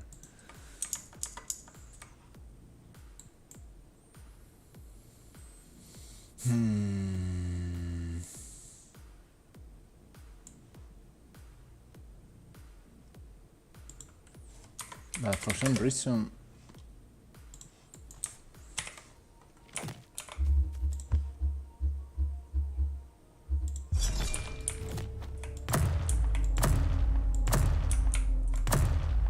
why they are so dark?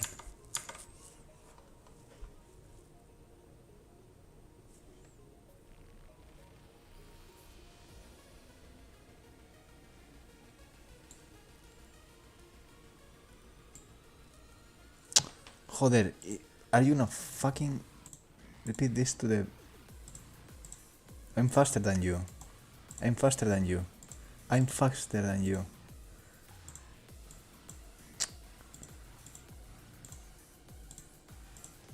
Fucking stupid. Okay, so why this... Is this actually the one I'm seeing? Okay. 510.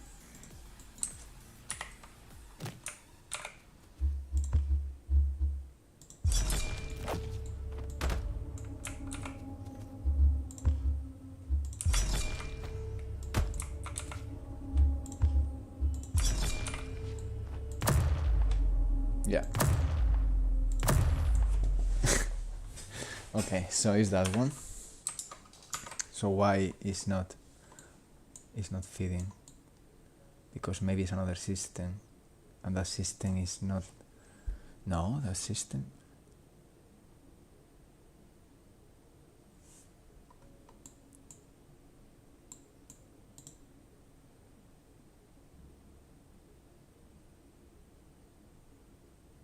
Wait. Oh, okay, 1 second. Let's delete this crap.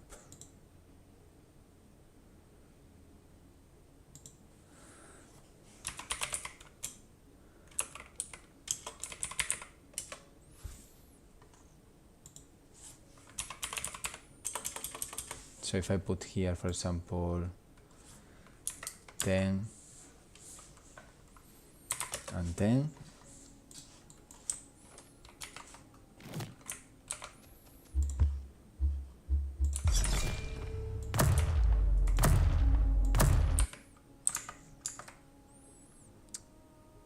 correct. So let's put here the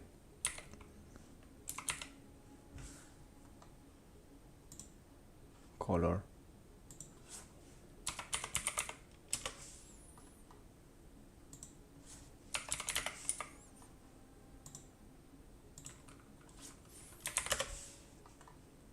And this should be color. So, are you gonna work?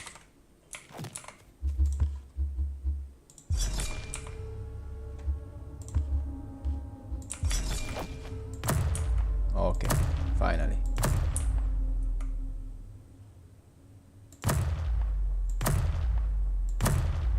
Okay, this is now too big.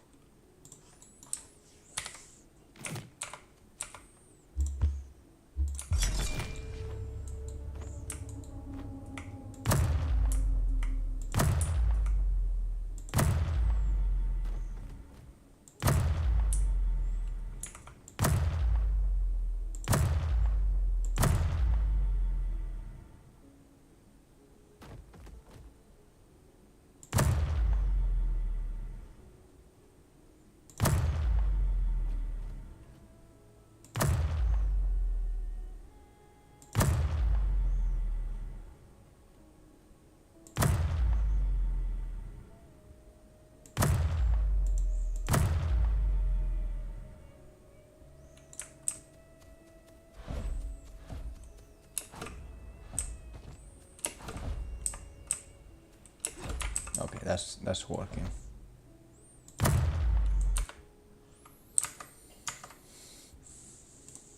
That's quite big.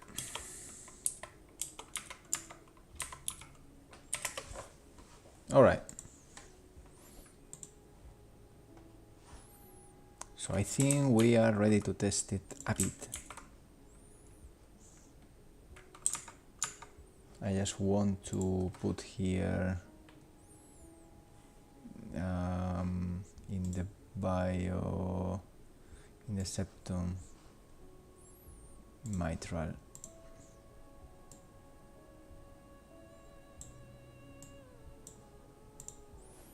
All right.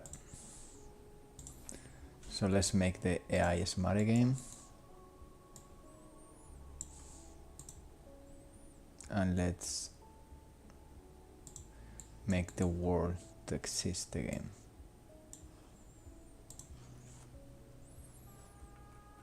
We save everything. We take all our ancestors. Enemy. We remove them.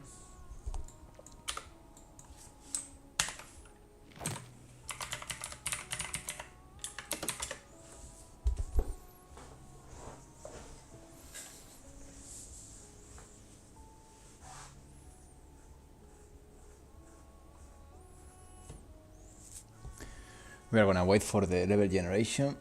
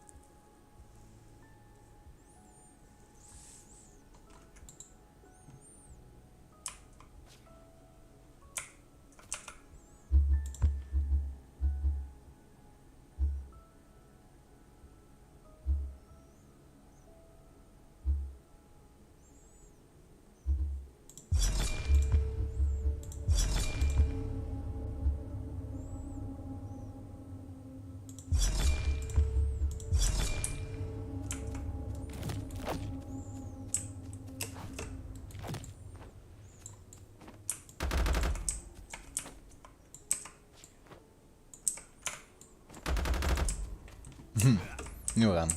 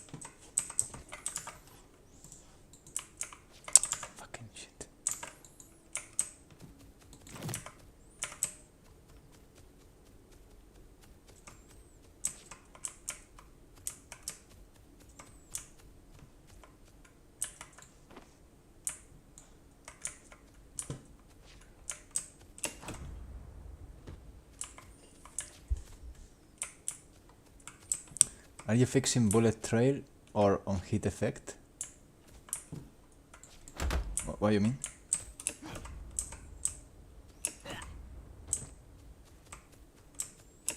No, I'm just testing right now the new guns and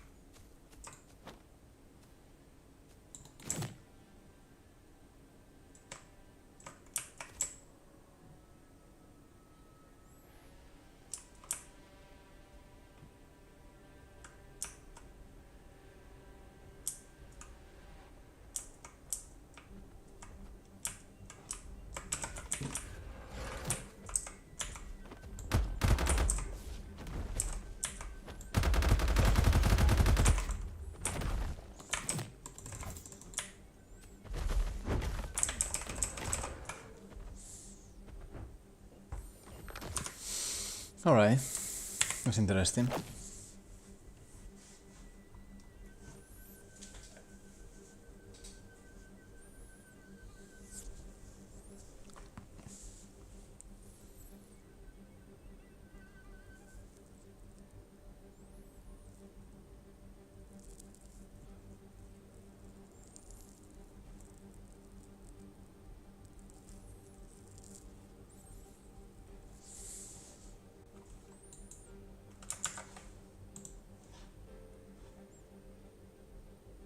Hey, Pioxis.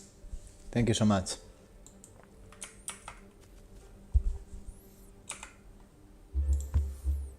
Let's try Mitral.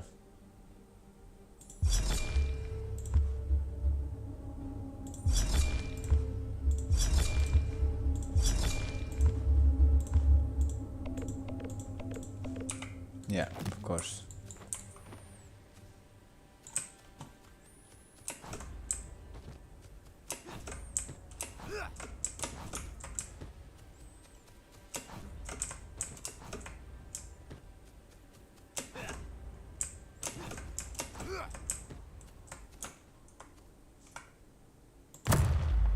Oh, baby. This is different.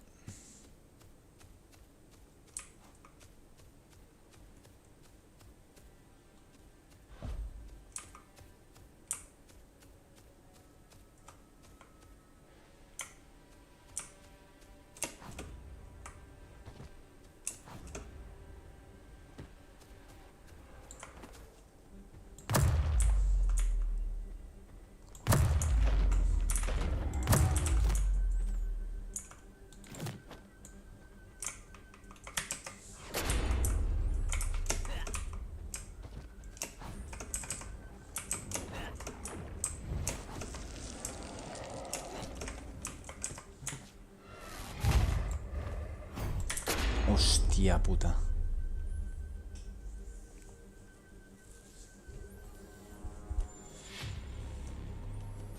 One more time. I want to try this gun again.